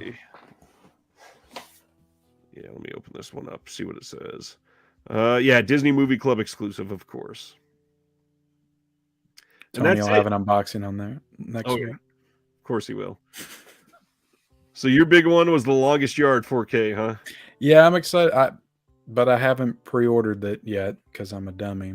So I'll get on the Kino website and pre-order it, and I'll get it in 3 weeks. So I won't get it next week. But I like to pre-order the stuff from Kino because it's a little cheaper for one, and you don't have to pay the tax. So that's a good point. But I might break down and see the thing with Amazon though, is I was having a lot of issues with Kinos in particular. If I pre-order a Kino off of Amazon, I'm going to get it late anyway, most of the time. I don't have that problem with Scream Factory or anybody else, but if it's a Kino, it's almost like they get it, later. I think you've said that before. Yeah. Supposedly Kino sends all of their stuff to their retailers that they work with, and then whatever's left on that first print goes to Amazon, which only goes out to the earliest pre-orderers, and then everybody else that pre-ordered, you're kind of stuck for a lot of people. We're talking like 3 or 4 weeks. It's not just a couple days or anything. Yeah. I think it was Some Like It Hot last year. Maybe it was The Apartment. It was one of those, but I pre-ordered it from Amazon and I didn't get it till like the next month. Jeez. And it pissed me off. So ever since then, like I usually always just pre-order off the Kino site. Sometimes I get it early, sometimes I get it on time, and sometimes I get it late, but I'll get it eventually, and at least it's in good condition and not, Kino's great damaged. too because $50 gets free shipping. And then a reminder to everybody, if you go through Grindhouse Video, he discounts every single pre-order. So if something is on pre-order and the retail price that he's going to sell it at is $49.99, he'll sell it for $46.99 just to get you to pre-order through him. So if something is on the verge of selling out, might as well go to Grindhouse Video and get it cheaper. And he does free shipping at $100. So it's kind of perfect. Yeah, I'll have to check him out. Check All right. Grindhouse more. Our discussion for the night. This is really funny because speaking of the Discord, I shared with Ken that after he brought this up as a possible discussion point, I showed him that just recently in this week, we were talking about this topic. Thanks, Film Addiction, for the donation. He says 91 people hit that like button, please. Heck yeah. So our discussion topic is going to be on 2010 films. And the funny part of this is I had mentioned that I'm seeing on, I hate this term, but film Twitter, there's a lot of people online that are saying, I don't watch any films past the year 2000 because they're terrible. Only these stuff from like the 70s and 80s was good. And I asked on the Discord, how do y'all feel about that? Because that to me feels asinine. Because I still Yeah. think there's been some masterpieces that have been made. What do you think about that? I mean, in my opinion, and it's probably just because I've seen more in the 2010s, but like 2010s is one of my favorite decades personally. Yeah. I think it's better than the 2000s. I think it's second, maybe only to the 90s for me, and the 80s. But as far as like quality, I don't know. There's a lot of great stuff. Like I was trying to pick out a top five, and I've got like 25, 30 over here. I probably could have won 100. Yeah. But I really got back into movies in the 2010s, like 2013.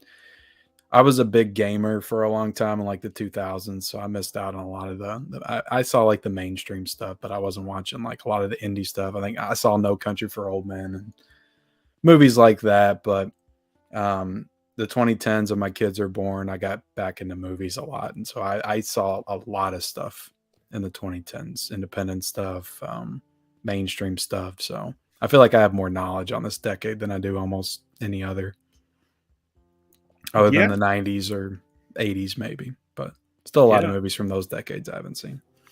Yeah, that's up there for me as well. Some of my favorite directors have been most prolific through the 2010s.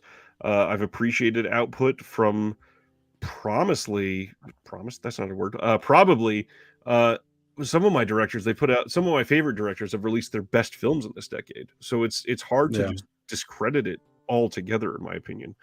Um, for sure. Yeah, when you asked me, like, think of something that you don't get to talk about as much anymore, I'm like, well, I'm always reviewing old classic movies. I'm having a ball doing it because I'm watching a lot of stuff I just didn't get to watch growing up. Um, but sometimes I miss being able to talk about some of these newer films that I just don't feel like I get to talk about often enough so because what we're gonna everybody's do, hyper focused on the old stuff 100%, in the physical media world, at least. and then we get Black Hat from Arrow in September, maybe. Uh, so what we're gonna do, we're gonna go over a top five of 2010 films for both of us, and then after that, we're gonna run through and try not to talk for like 6 hours on our honorable mentions and go through that list fairly quickly. But then that'll be it. Bob's bringing up S. Craig Zoller, and I'm kicking myself because I didn't bring over one of his, but I love all three of his movies that he did in the 2010s. Absolutely, completely agree. Dude McMahon says, I'm guilty. There's been a handful of films in the 21st century that I like, but I like the look of film too much. Digital film starts to hurt my eyes after a while. I get that, but I mean, also, a lot of the biggest directors have still continued to shoot on film. Mm-hmm. Not entirely, obviously, but some of them have. Uh, since you're the guest, do you want to share your number five pick? Yeah, my number five is yeah, like we talked about, I really struggled with this list because I could have put 50 in my top five, but this really blew me away when I saw it in the theaters. I saw it in 2020. It was right before the pandemic hit. It was one of the last big movies I saw in the movie theater, and that was 1917. Um, Nice. I absolutely love this movie. I've always been a pretty big fan of war movies, but just the whole one shot thing that Sam Mendes and Roger Deakins did with this. Everything about this movie to me is perfect. I love the story. I love the characters. I've heard people say that they don't get into like the characters in this movie, but I absolutely love them. I love their dynamic with each other, and I thought it was great. It's very emotional. Like by the end, I'm like teary eyed, and it was just a stunning movie. And the score by Thomas Newman is freaking great. Um, and yeah, it's fantastic. I love 1917. If Tim was here, he would tell me Dunkirk was better, and I would tell him he's full of shit. But 1917 is where it's at. Got two copies of it. I think I got three copies. I got one big like vault thing they did overseas up there too. But yeah, I love everything about this movie. When I saw it, I was like, I just witnessed a masterpiece, a modern masterpiece. I thought it was perfect, and it's a 10 out of a 10 for me. Love Wow. it.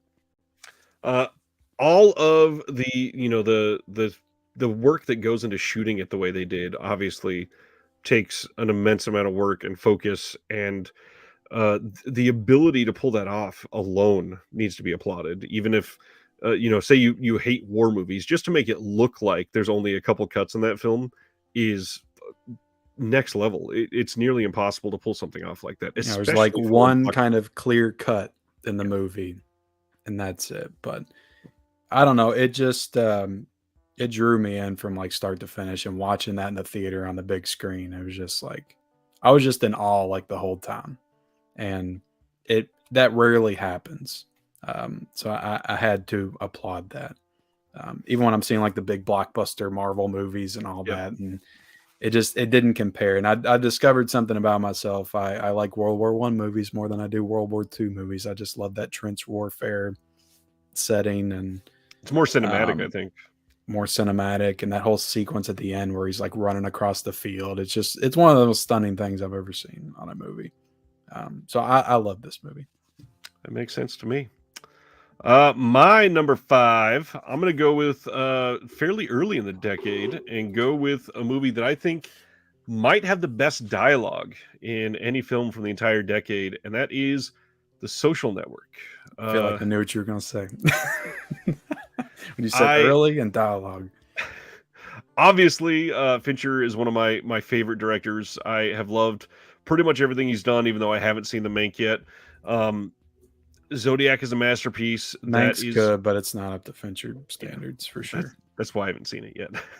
But Uh, it's good.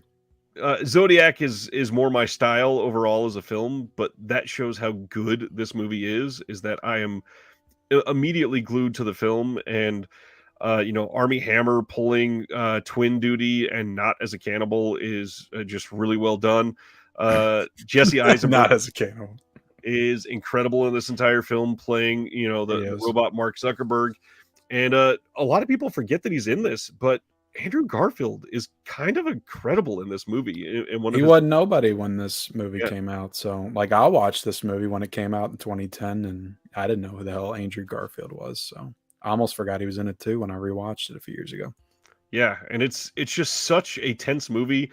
And then you start remembering little details, like Justin Timberlake had a big part in this movie, and he killed it. He was Uh, great too. Yeah, in fact, he had a couple great roles in the 2010s. he's Look at great him in in like almost Inside Llewyn everything Davis. he's in.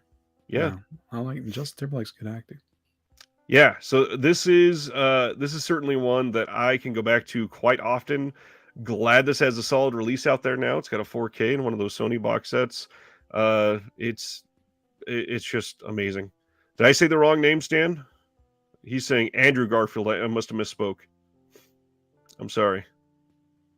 Did you not say Andrew Garfield? I Thought thought you I did the did. first time, but I might have screwed up the second time. Oh, sounded right to me. I know who you're talking about. All right, what do we got at number 4? I'm going horror here. Nice. I think it might be the only horror movie I have here, but I love horror, and I think horror came back in 2010s. Damn, I don't have any horror. I just noticed that. It died for me in the 2000s. I hated the Saw era and remakes, and there's some good stuff in there like The Descent, but I didn't. Yeah, I said Peter Garfield? What the heck? you didn't say Peter. Maybe you're thinking of if you did.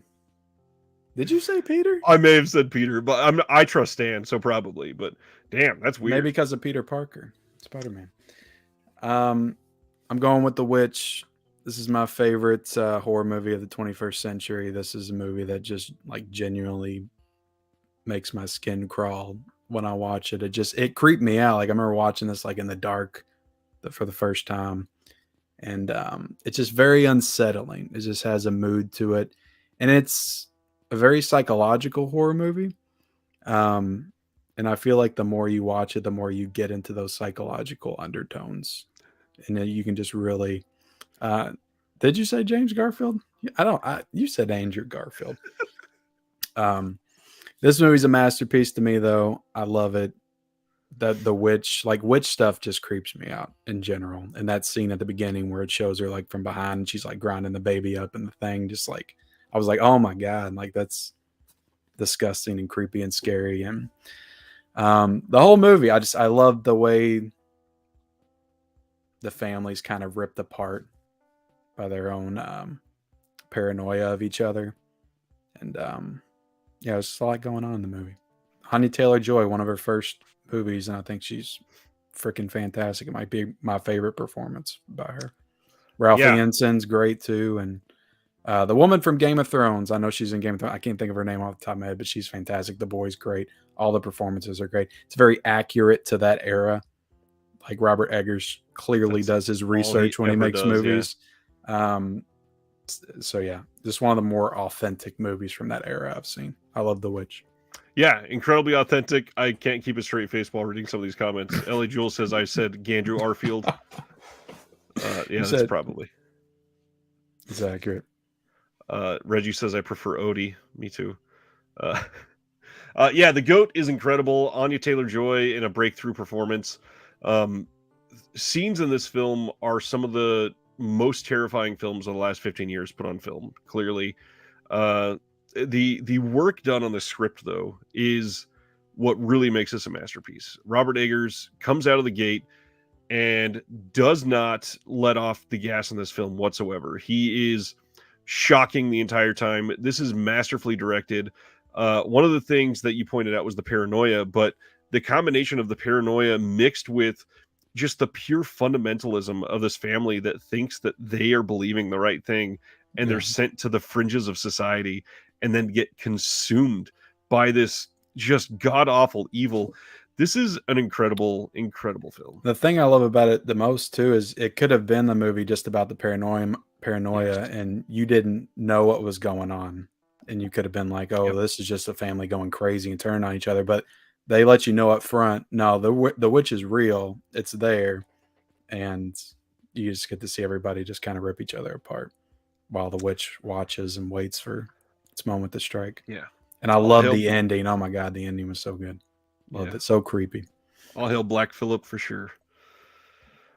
Number 4 for me is one that I feel like does not get brought up enough recently, and that's probably because the individual associated with this movie has turned into a little bit of a meme himself, considering what he's done on TV over the last handful of years, and that is going to go with the writer of this movie, Taylor Sheridan's Hell or High Water. Love it. Great pick. This movie, this might be a perfect script.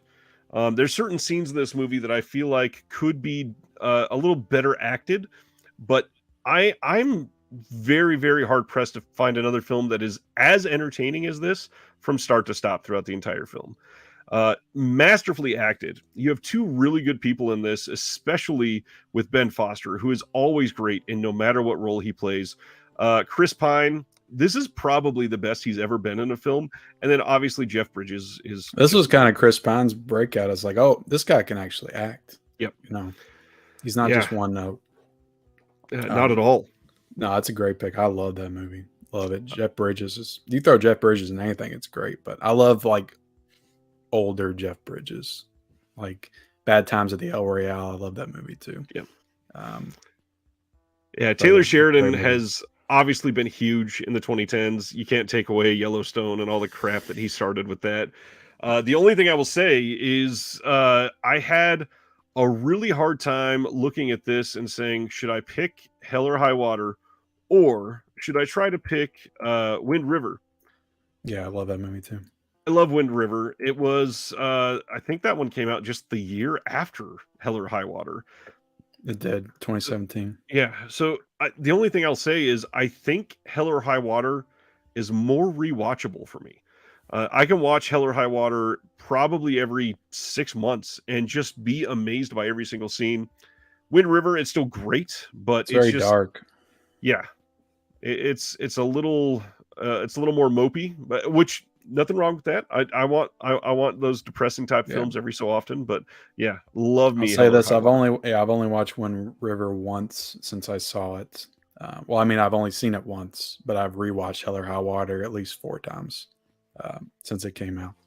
I will say John Bernthal in Wind River is one of the worst villains of the last 10 years, easily. Easily. Yeah. John Berthal will just be like showing up in so much. Like I'll be watching. There's John Berthal. He's like in like 8 movies a Like year. Sicario, yeah. All of a sudden, he's a terrible villain in that movie. Yeah. Yeah. All right, what do we got at number 3 for you? I'm gonna take it a little bit more light, and pick Sing Street.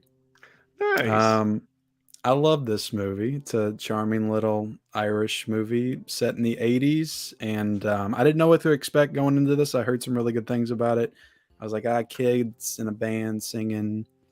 I don't know if that'll be for me, but this soundtrack is like really incredible. And I was like listening to it for like months after I watched this movie. Some of the best like original songs ever for a movie. I feel like the fact that they weren't like nominated for any Oscars that year is a freaking crime. But it's just it's a nice little sweet kids coming of age movie, and I like the relationship in it, and it's very inspiring. Like I watched this movie at a time in my life where I needed some inspiration, and it really inspired me to take a different direction with my life and do something. So I love this movie. I don't think I've seen that since it came out. Yeah, that's a pretty well made movie. Yeah, I watched it probably 5 or 6 times. It's kind of really personal for me, so I gotta throw it up in my top 5. Nice. It's great. Ken And I went haven't light. seen any of his other movies. John Carney, have you? I've know he has, like, not. Once and Begin Yeah, Again. I've been People wanting to hyped see up, but Once. I haven't seen them.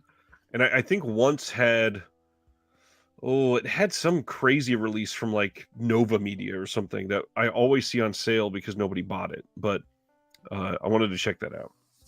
Yeah, Sing Street's fantastic. It's one of my favorite movies of all time now. Distorted Vision says, Ken, I'm so glad you brought this film up because I saw the film in theaters years back, really dug it, and completely blanked on the title until 2 minutes ago. So thank you. That's awesome. Yeah, it's not a lot of people talked about it when it came out. Like, it should have been nominated for some Oscars for like the soundtrack. It's some great music on there. Great music. Jim has a quick question for you. What are your thoughts on avocados? I like avocados a lot, actually. I'm always making guacamole. I make a mean guacamole dip, Jim. Should come over, hang out, try some. Ken went light trick for number 3. is a splash of lime. You need more than a splash for sure. Just a splash. Ken went light for number 3, and I decided to wait to go light till number 2, and I went super dark for number 3. So your number 2s are light tonight. Is that what you're saying? I'm going to go for my favorite Denis Villeneuve film, and that is 2013's Prisoners. Okay. I love Prisoners. Yeah. Prisoners is, in my opinion, his masterpiece. I think this has his best ensemble cast, other than something like Dune, because obviously when you have the budget of every single person in Hollywood, it's going to have everybody. Yeah, I have Prisoners in my honorable mentions. Nice. Yeah, Prisoners is special. We've got Hugh Jackman putting in maybe a career best performance if you don't count. It's his best. Yeah, it's his best acting for sure. Yeah, I don't even think it's up for debate. It's his best. Paul Dano just being weird as hell, and he's always great. Jake Gyllenhaal having maybe his most impassioned performance other than Nightcrawler. You've got Viola Davis just being devastating in this. Melissa Leo is great in this. I absolutely love this movie. It is really well scripted. It is filmed in such a way that feels a little bit smaller and nuanced than his other films. Like, obviously, something like Arrival is huge. Sicario literally goes across international lines. It's difficult to find something that is small like this from him anymore. I've always loved the Villeneuve stuff, but this is, I don't know. This movie hit hard, and for somebody that's got 2 young kids, the first time I saw this, if you got kids, like, the movie just hits on another level. Yeah, this is a devastating movie. Yeah, I agree. How do you feel? I imagine you love it because it's in your top 3, but how did you feel about the ending? Because I'm still a little conflicted on the ending of the movie. I think Denis actually had some issues with endings in most of his movies. I think that it's not a perfect ending, but the rest of it is better than almost anything that comes out in all of the 2010s. Yeah. Since we're on Denis Villeneuve, this almost made it into my top 5 because I love this movie so much. I'll bring out Enemy. It's fantastic. I freaking love this movie. And when I watched it for the first time, I was just like, what the hell did I just watch? And I watched it again and I kept watching it. And Yep. it's one of the only movies I've ever done that with. But like the movie's like almost a different experience every single time you watch it. It like changes. I don't know. I love it though. I am a big fan of like twin films and doppelganger films. So Enemy, that first time, Yeah. was just like, this is such a mind fuck that I really want to see this again and again and again. Yeah, it's fantastic. And I love Jake Gyllenhaal and Ryan Gosling like in the 2000s. 2010s they had so many great movies. Agreed. But yeah, Enemy is a special movie. It's a special movie. And that and Prisoners are probably those are my two favorite Villeneuve movies. Nice. By far. I still haven't seen Incendies. I need to see that one. I got that I bought it and I never watched it. But yeah, that's I wish he would. I know he's big and grand and he's doing great stuff with Dune and stuff now, but I wish he would go back and do something a little smaller like those two movies again. And I think he will eventually. Yeah. All right. What do you got? Number 2, my friend? Number 2 is Ex Machina. Good movie. And I tried to not go all A24 for my top 5. So that's why I pulled Enemy out. But yeah, this movie just like floored me when I first watched it. All the performances are great. I love Domhnall Gleeson and Oscar Isaac, and the ending was just like, what the is going like, what is this? Yeah. Such a dark ending. But I just love stuff like this. I love the mood and the atmosphere and the vibe to it and kind of isolation of it. And the fact that you don't know what the hell's going on, like pretty much the whole movie. You're just kind of taking along for the ride, but it's a great movie. I just love stories like this, like dark sci-fi tales. Like I love Black Mirror. That's like one of my favorite shows. And this is kind of right up that alley, but yeah, Alex Garland, I don't think he's missed as a writer director yet. Not at all. I love Annihilation and Men. So Annihilation is fantastic for sure. Yeah, but that movie's just a sci-fi masterpiece to me. I do want to say on this, it is stupendous to me that he can take a script like this and make it seem like such a like really tense sci-fi thriller. Like you really feel the sci-fi, but it's still such a contained small film overall. This is not like some big robot drama that is covering a massive high stakes. It won an Oscar, didn't it? Yeah, it won an Oscar for visual effects. That's what it said on the cover right there. Academy Award winner. Completely agree, yeah. So yeah, the effects were incredible, yeah. Next one up, my number 2 is easily the best animated film of all time, Spider-Man Into the Spider-Verse. This movie, oh, I can't believe you did that. That's awesome. This movie is a gift. Like I can watch this every single day of my life. It is every single style under the sun. He's kicking himself. I love it. I can't wait till the sequel. Into the Spider-Verse is, I will still say, the best comic book film of all time. Great looking 4K, best animation since, and maybe anything ever. Because it goes across all my thoughts. It's my favorite superhero movie. It's my favorite Spider-Man movie, and it's my favorite animated movie. It's another super special movie to me. Saw it with my wife, 2 kids in the theater. Like we all loved it. Like that's never happened where we all just like equally love a movie so much. So yeah, I love that movie so much. Yeah, Spider-Man, I can't wait till the sequel. It's going to be special. Even the Teenage Mutant Ninja Turtles movie looks incredible. This one is just mystifying. The only one that came close to me, came close for me on this list that was animated, that was close to this, would be the Lego movie. Really love that one as well. It's a great movie. But there is a Pixar movie that's up there for me as well that we'll talk about in honorable mentions. But yeah, it's such an emotional movie too. I just the score is so great, the soundtrack's great, like the music, everything just comes together perfectly in that movie. I agree. Yeah. And voice acting, incredible cast. Yeah. And we never got an animation like that, and I was unsure like how I was gonna like it. I'm not a big like superhero. I like animation stuff like Pixar and all that, but I'm not a big like superhero animated guy. Like I Yep. watched the animated stuff when I was a kid, and I don't watch the DC animated stuff. So when I saw that, I was just gonna be like, that's another silly superhero animated thing, and just completely caught me off guard when I watched it. Loved it. Number one, my friend.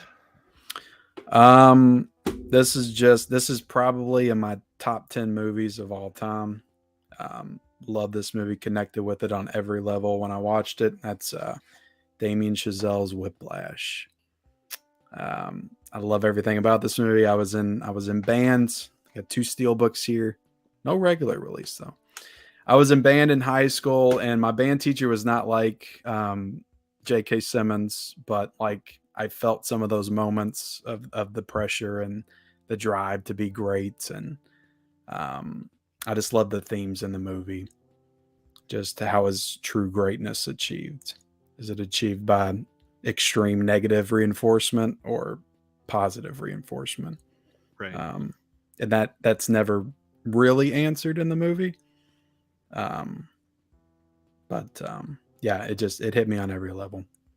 What did you I play used in to band? drums. Yeah.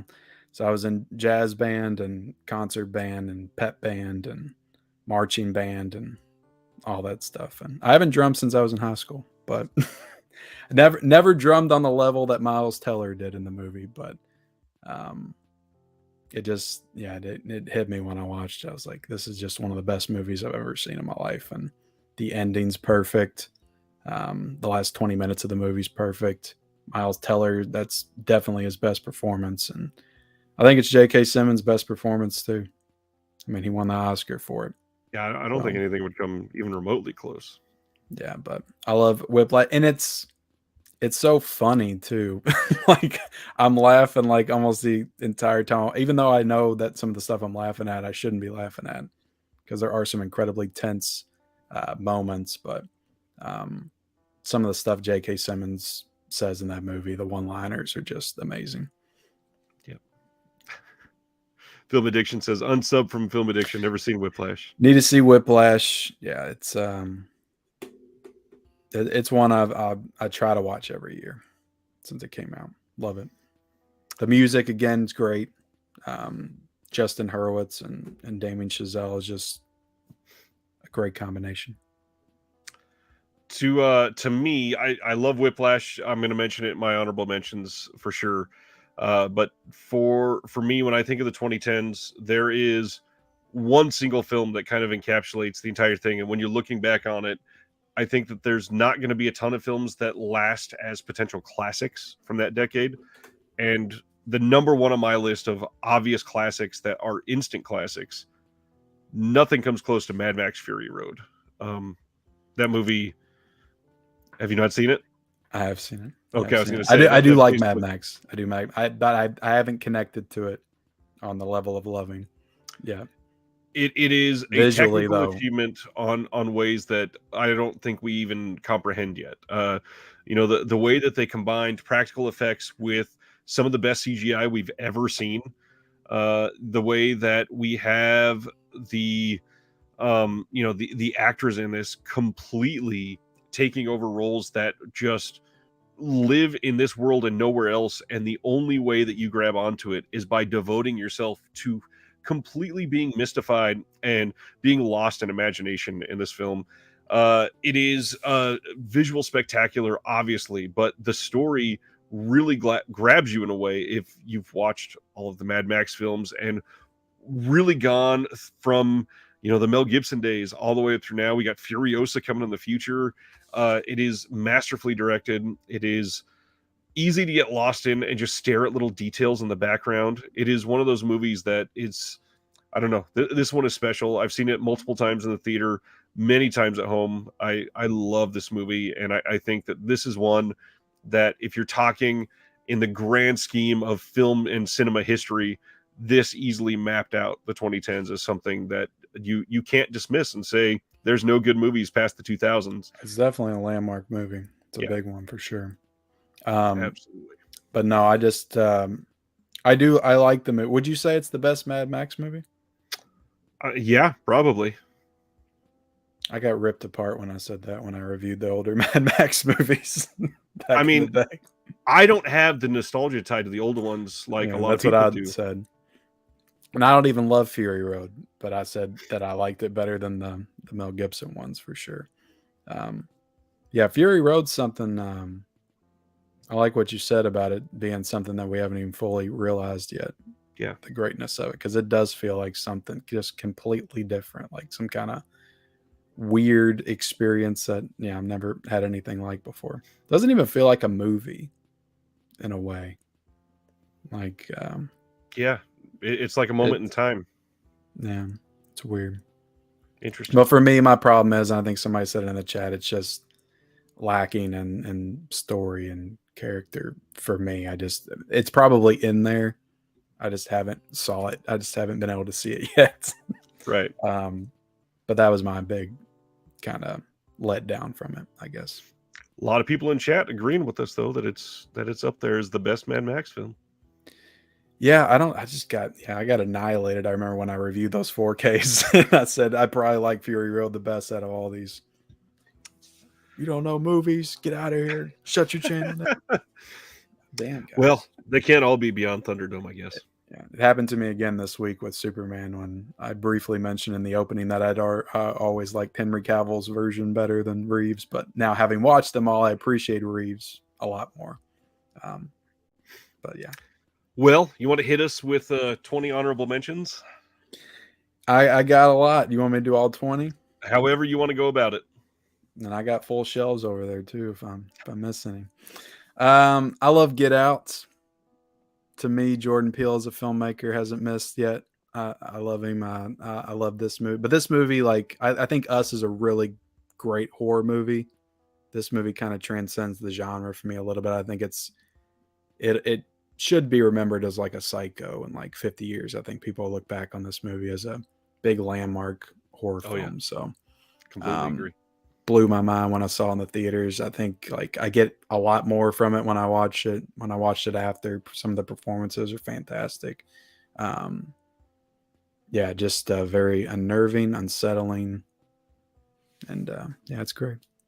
It's great. It's a good call. Let's see. I will go through a couple then. Let's see. I kind of ranked most of these, but I'm gonna try to lose my ranking so it doesn't seem that way. Once Upon a Time in Hollywood, it might be my favorite Tarantino film, but the hard part, Inglourious Bastards also came out in the 2010s, and that still might be his masterpiece. No, it didn't. It came out in 2009. Did it? It did. It did. I was thinking of Django. That's the one I was thinking about. Django did come out in 2012.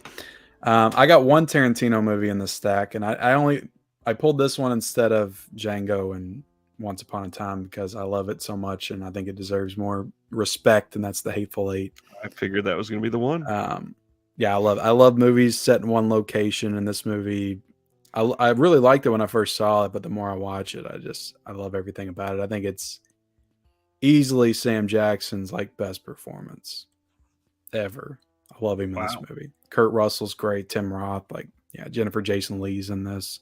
That's one of the best ensembles of the decade for sure. I love. It's got so many people. Walton Goggins in this movie. I mean, Bruce Dern. Like it's so captivating. Just everybody can sit around a cabin.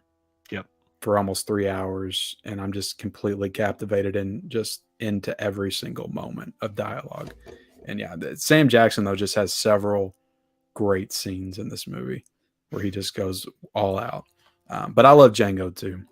Love it. And Once Upon a Time in Hollywood, like you said, saw it in the theaters.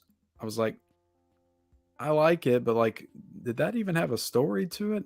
And then when I started to watch it at home after I bought it on 4K, every single time I watch it, like it keeps growing on me. And then it's almost like I don't even care that it doesn't have too much of a story. I just appreciate it for it's just all character, performances, and setting.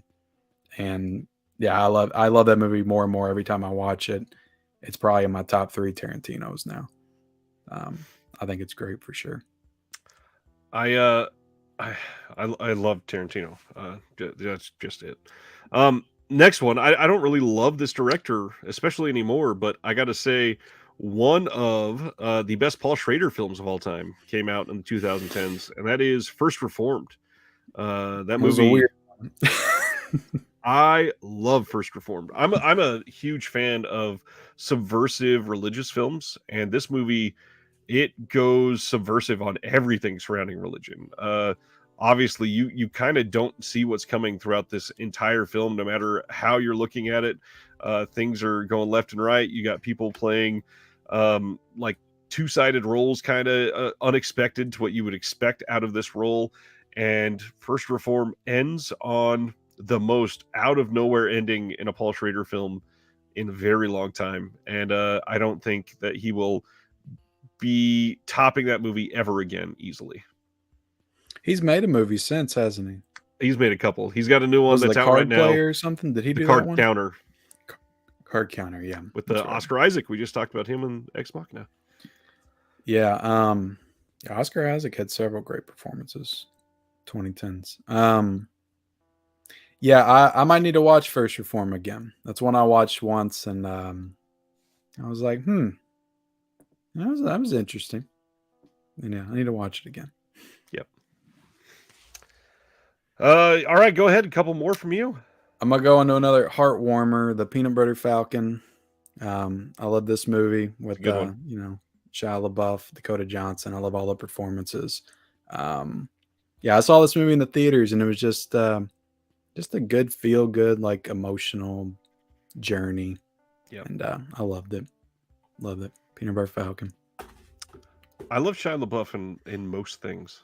He was on a hot streak. I love I don't have this movie, but American Honey is great. From 2016. But he did Peanut Butter Falcon and Honey Boy in the same year, I think. Those are both great. Just going on that A24 streak still. Yeah. Yeah. I'm going to mention some that you've already mentioned so far. Love Me, Get Out. I think that it's Jordan Peele's best film. It's not my favorite film from him, but it's easily his best film. What's your favorite? At this point, probably Us, even though I think they're all incredible. Yeah. Yeah, I do love Us. I really do. It's a great horror movie. Yeah, and that's probably why it's my favorite. Really wacky and weird ending, but I mean, I dig it. It's just, I get why people don't love the ending, because it's just like so out there and unrealistic, and just like you really have to suspend your disbelief a lot. Yeah. I love Lady Bird. I know you mentioned that. I think it's one of the best coming of age films of all time.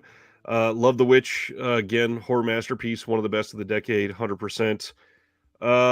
Parasite. We got a mention of that earlier. I think that it's a brilliant masterpiece. Love it. It's just incredibly well done. You could do a top, easily do a top 20 from 2019. Like, that's one of the best years of cinematic history to me. Like, there's so many great movies in 2019. Yep. To a point where it's like 2020 hit, and then we had the pandemic, and we haven't fully recovered from that. But I know there's still great movies being made, but that just feels like that year was so good. It's like, I don't know how we get back there again with movies today. There's just so many great movies that year. It's a good call. Some more? I'll talk a little MCU. The MCU was very important in the 2010s for sure. And speaking of never getting back to the greatness of what it was, I don't think it will anytime soon. But I love the Captain America trilogy. I love all three of these movies. They're all in my probably top 5 MCU films. I love the first Avenger. A World War II movie. But I just love Steve Rogers' origin story, and The Winter Soldier is like easily the best MCU movie to me. It's way different than all the other ones, but it's a spy espionage thriller, wrapped up in the MCU universe. Yeah, they have to do the big MCU stuff at the end, but it's a great film with some incredible fight sequences, and I love the Winter Soldier. And then Civil War. It's basically an Avengers movie, but it's awesome. So had to bring those up. And Infinity War, I'll throw out there. This is a great movie. I feel like you know, the MCU will never get back to where it was because of like movies like this. Like you never forget like how you felt in the theater at the end of this movie. This was a big moment for movies. I compare it to like I saw it with my son in the theater, and I'm like, this is like you're gonna have this memory and this moment forever. It's gonna be like when people saw Empire Strikes Back in the theater back in the day. You'll be able to tell your kids you saw Infinity War in the theater. Infinity War is easily one of the best, like underscore bold capital comic book movies. It is Yeah. one of those things that you can watch and go, damn, I've envisioned this in a comic book for years, and it's actually on the screen. Like they kind of did it. Yeah, I mean, like there's some like 64 characters. Like it blew our minds when we saw Avengers in 2012 and they brought like 6 people together. Yeah. But Infinity War is like 60 characters and it's all flows so In one scene. seamlessly and it's not messy at all. And it's great the whole way through. I'm gonna throw out like 3 at a time here. I'm gonna go with Moonlight. I think Moonlight is one of the best movies easily from the last decade. Beautiful Got it. Love it. cinematography, incredibly engaging story. Absolutely adore Moonlight. One One of my that, favorite scores yes, as well. incredibly well done. Absolute favorite scores. Oh, by the way, if you loved Moonlight and you haven't seen it, check out Waves from A24. Waves is Amazing also movie. incredible. Love that movie. Amazing movie. And it came out in 2019, and that it got no recognition because there's just so many great movies that came out in 2019. But The that was a hard great part movie. with Waves is you really got to prepare yourself because it's not paced like a normal movie. So Yeah. when that climax hits in the middle of the second act, you might not really be ready for what's coming because it slows down and makes you live with those feelings. But both of those are just an incredible 1-2 punch of film. Yeah, Sterling K. Brown is like just crazy good in Waves.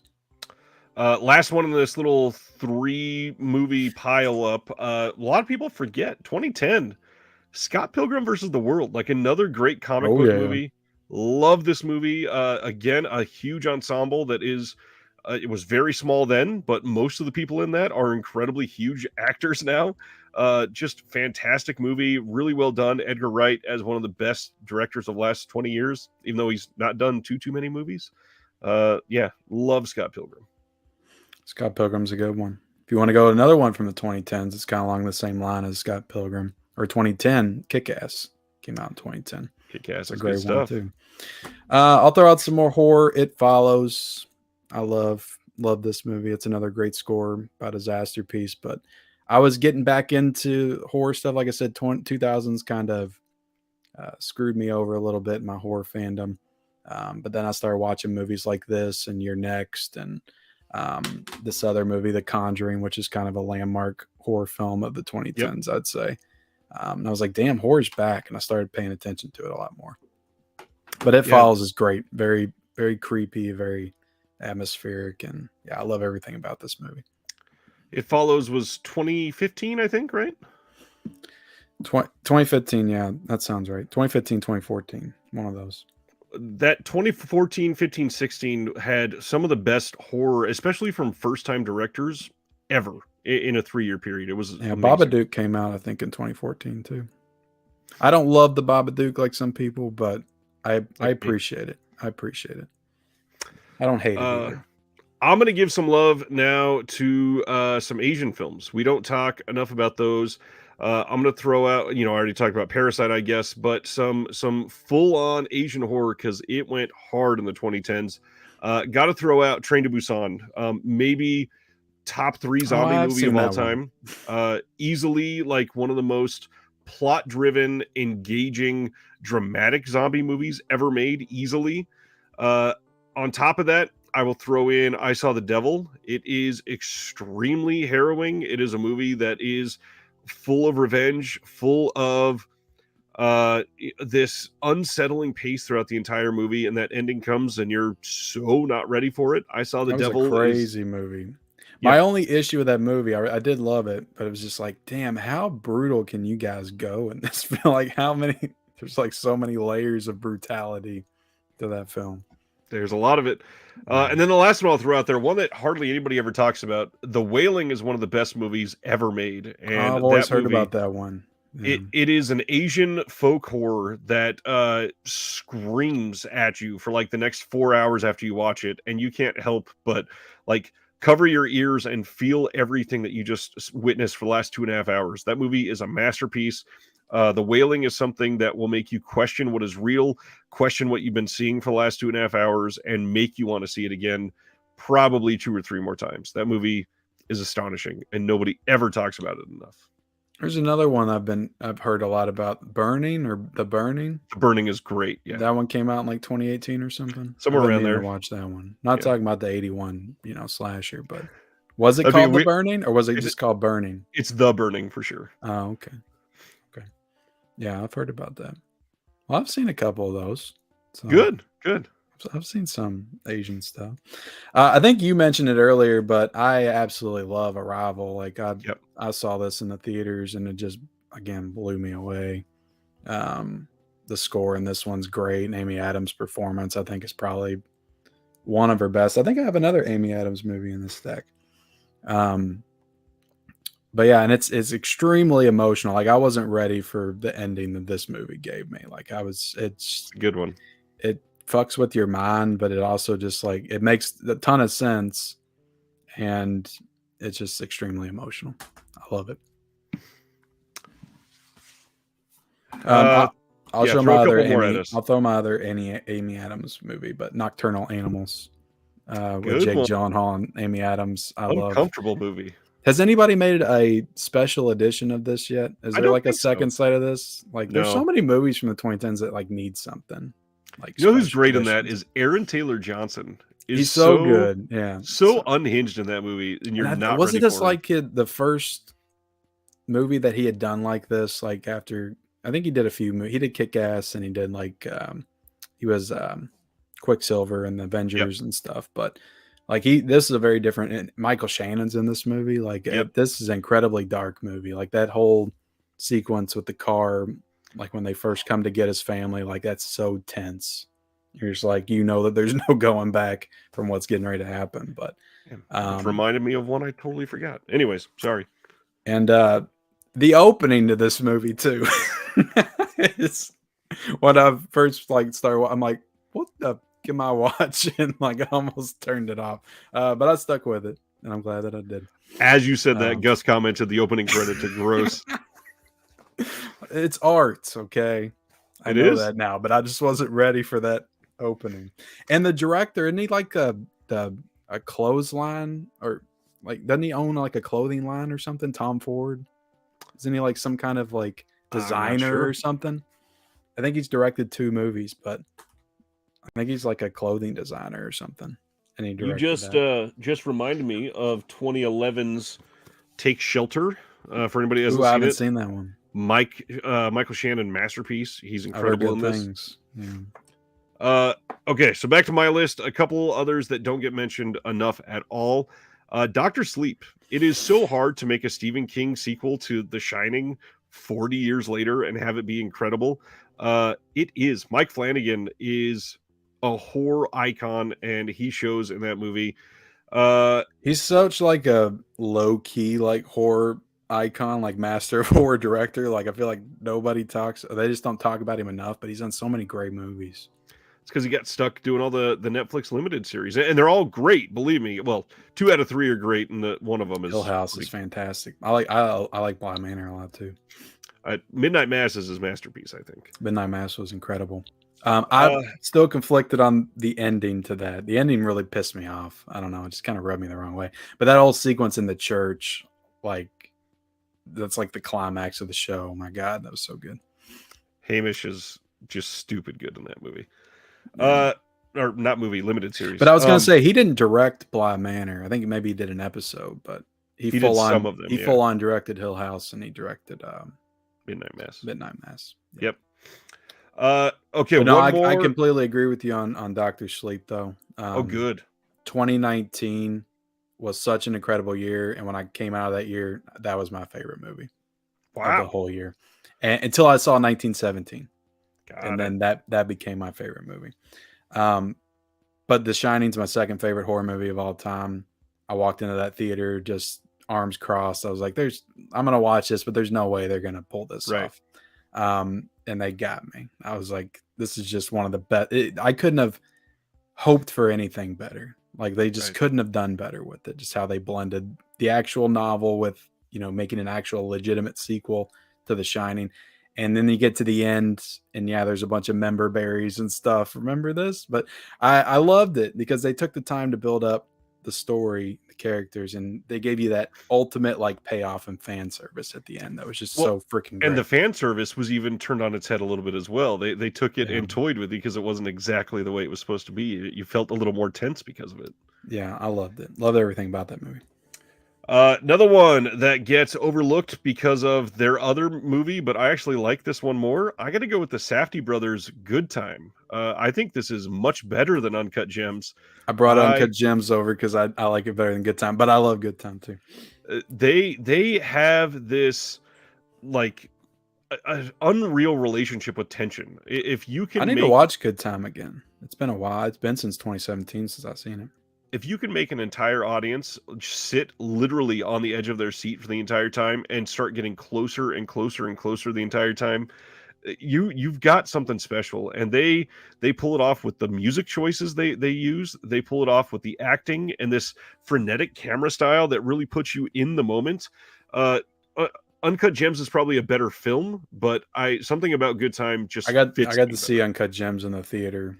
I think it was like the day after Christmas or something. The fun experience about Uncut Gems was that I think that a lot of people going into it, the theater was packed.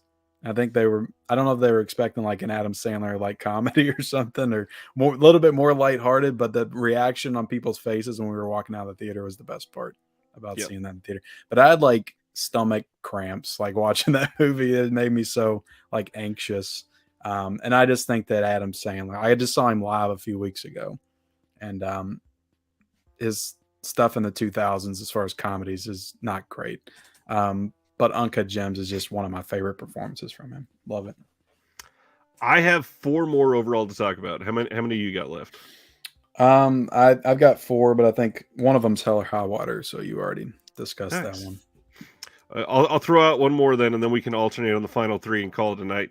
I will throw out the other animated film that I alluded to earlier. I think we're going to look back in 10 or 15 years and say, how are we graced with Coco, and just let it go by us? Coco is a feast for the eyes.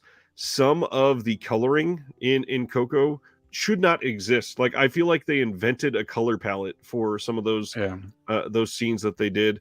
The music in Coco is astonishing. The actual voice acting is unreal in that movie, and on top of it, it's a really well done story. And it's obviously it's the same old classic Disney twist that we've seen. You can't 50 talk times. About Coco without giving me like a little teary-eyed, emotional. Right. And that's the thing; it's crazy. Genuinely emotional for a lot of obviously everybody talks about Up as being the super emotional film, but Coco first 5 minutes, Coco brings it the entire time. Yeah. No, I love that movie. I saw it in the theaters. My only gripe with it, I took both my kids to see it. The movie's 2 hours, and they played a freaking 25-minute Frozen. Oh, the short cartoon, not a freaking short. The thing was like 30 minutes. Yep. So we were in the theater for like 3 hours. And I think my daughter was like 2 or 3 at the time. So I didn't love it by the time we got to the end because I was like tending to the kids too much. But I watched it again at home and really, really got into it a lot more. Been there. Hit me with one. Look, I love found footage. I really do. Unapologetically, I love found footage. It's probably one of my favorite horror subgenres. So I'm going to throw out one of my favorites. I'm worried about what you're about to say. Because there's a lot of bangers. We got Paranormal Activity, and then it was just like we were flooded with stuff. But I love VHS. Great anthology. I'll admit that VHS 2 is better, but I don't have it on Blu-ray, so I couldn't bring it over. But yeah, I love both the VHS movies. Have you seen both of those? There's like 5 now, right? There's 5. Yeah, one with the iconic Ratma. But yeah, I love VHS. I remember watching it on Netflix late at night, and it just kind of blew my mind. Like I was a kid watching like the old school anthology, like Creepshow and Creepshow 2, but it was found footage. So Made it a little bit more scarier for me. Yeah, there's a lot that could have been named. What did you not want me to name? I don't know. I think The Devil Inside, was that movie? I think that came out in the 2010s. I don't know if I've seen that one. The Last Exorcism is one that I would actually throw there as much better than people give it credit for until the ending. The last 90 seconds is awful. I love Paranormal Activity 3. That came out in the 2010s. That's a good one. That was a great theater experience. But VHS is awesome. The opening with the siren girl that they take up into the room, and yeah, I think the last sequence is incredible. But VHS 2 has like the cult, the Asian cult, that was just like crazy good. Yeah. I'm gonna go way off theme compared to what we've been talking about. I'm gonna say easily one of the best romantic comedies, really kind of layered by the fact that it's a true story about the main star of the film. The Big Sick, Kumail Nanjiani's film, is amazing, really well done, super grounded by a lot of people aren't going to say it because he's hardly in the movie, but Ray Romano is kind of amazing in this movie. He really steals every scene that he's in.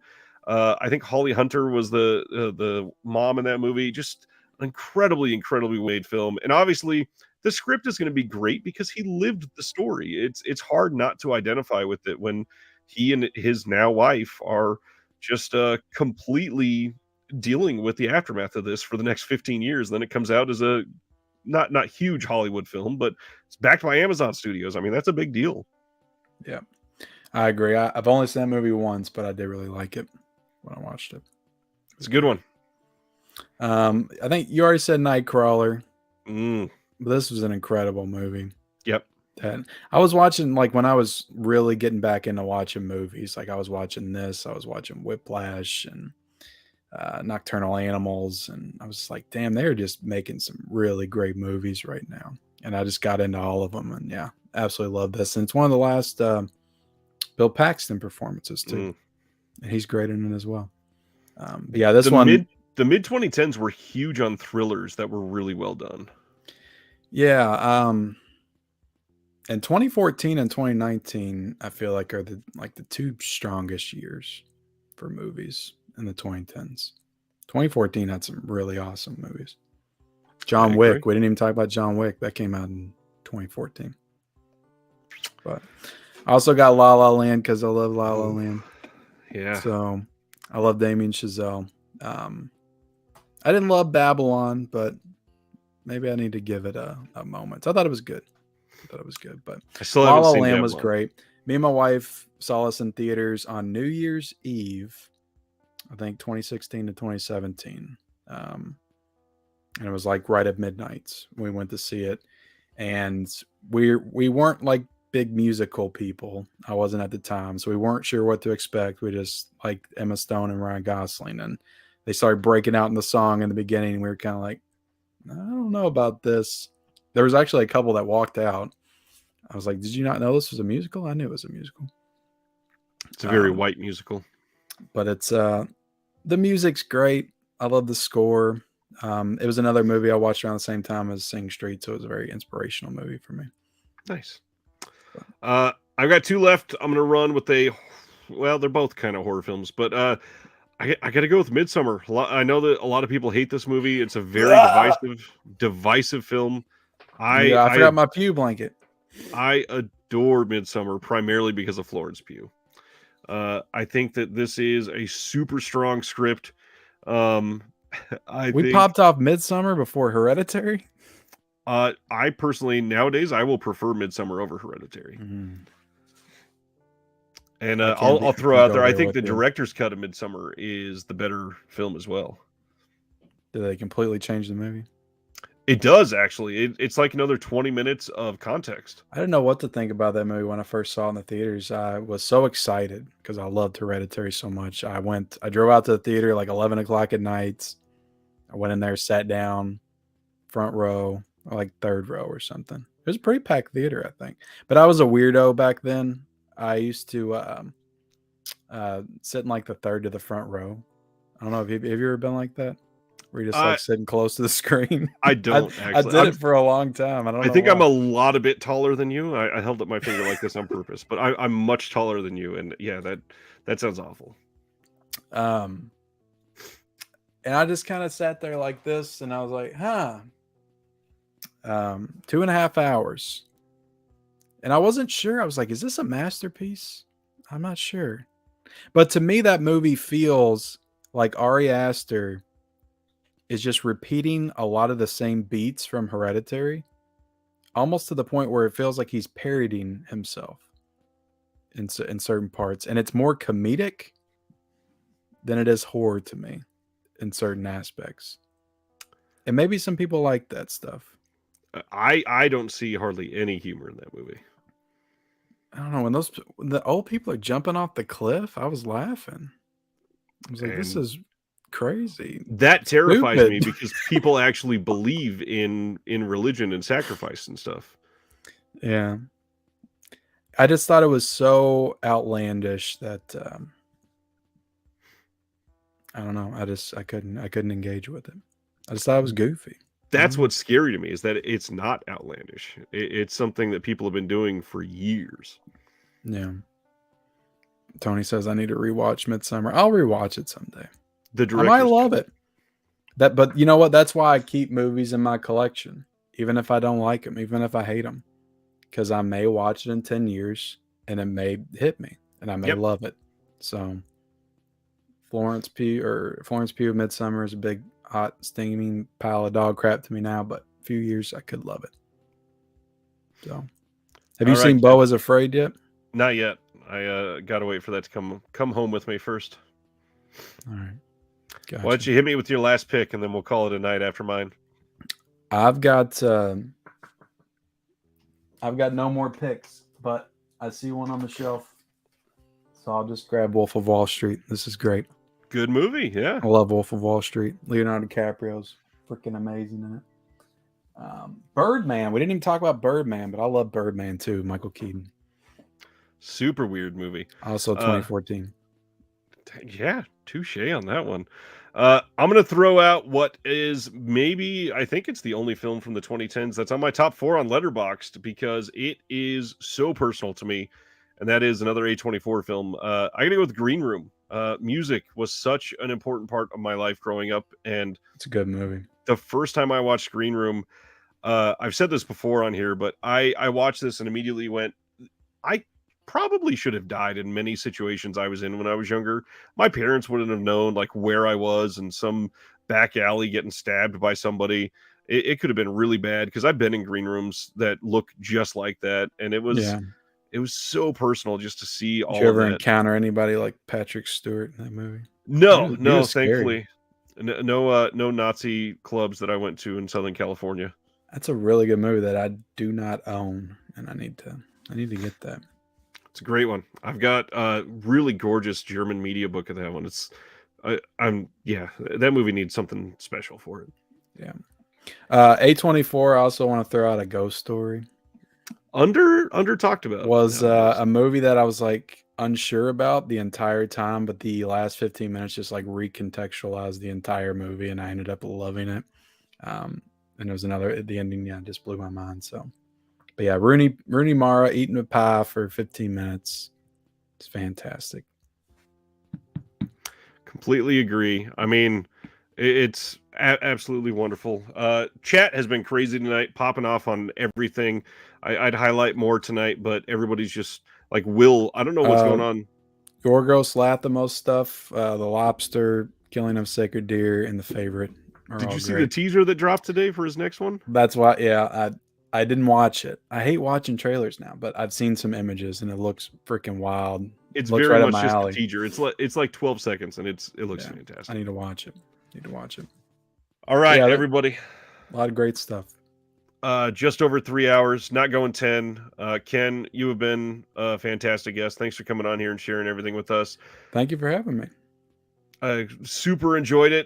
If anybody's interested, I know we've got a whole bunch of newer people from the last couple of weeks. If you want a good, strong, super welcoming Discord, that Patreon link is in the description below. We are super active, literally 24/7. We would love to have you.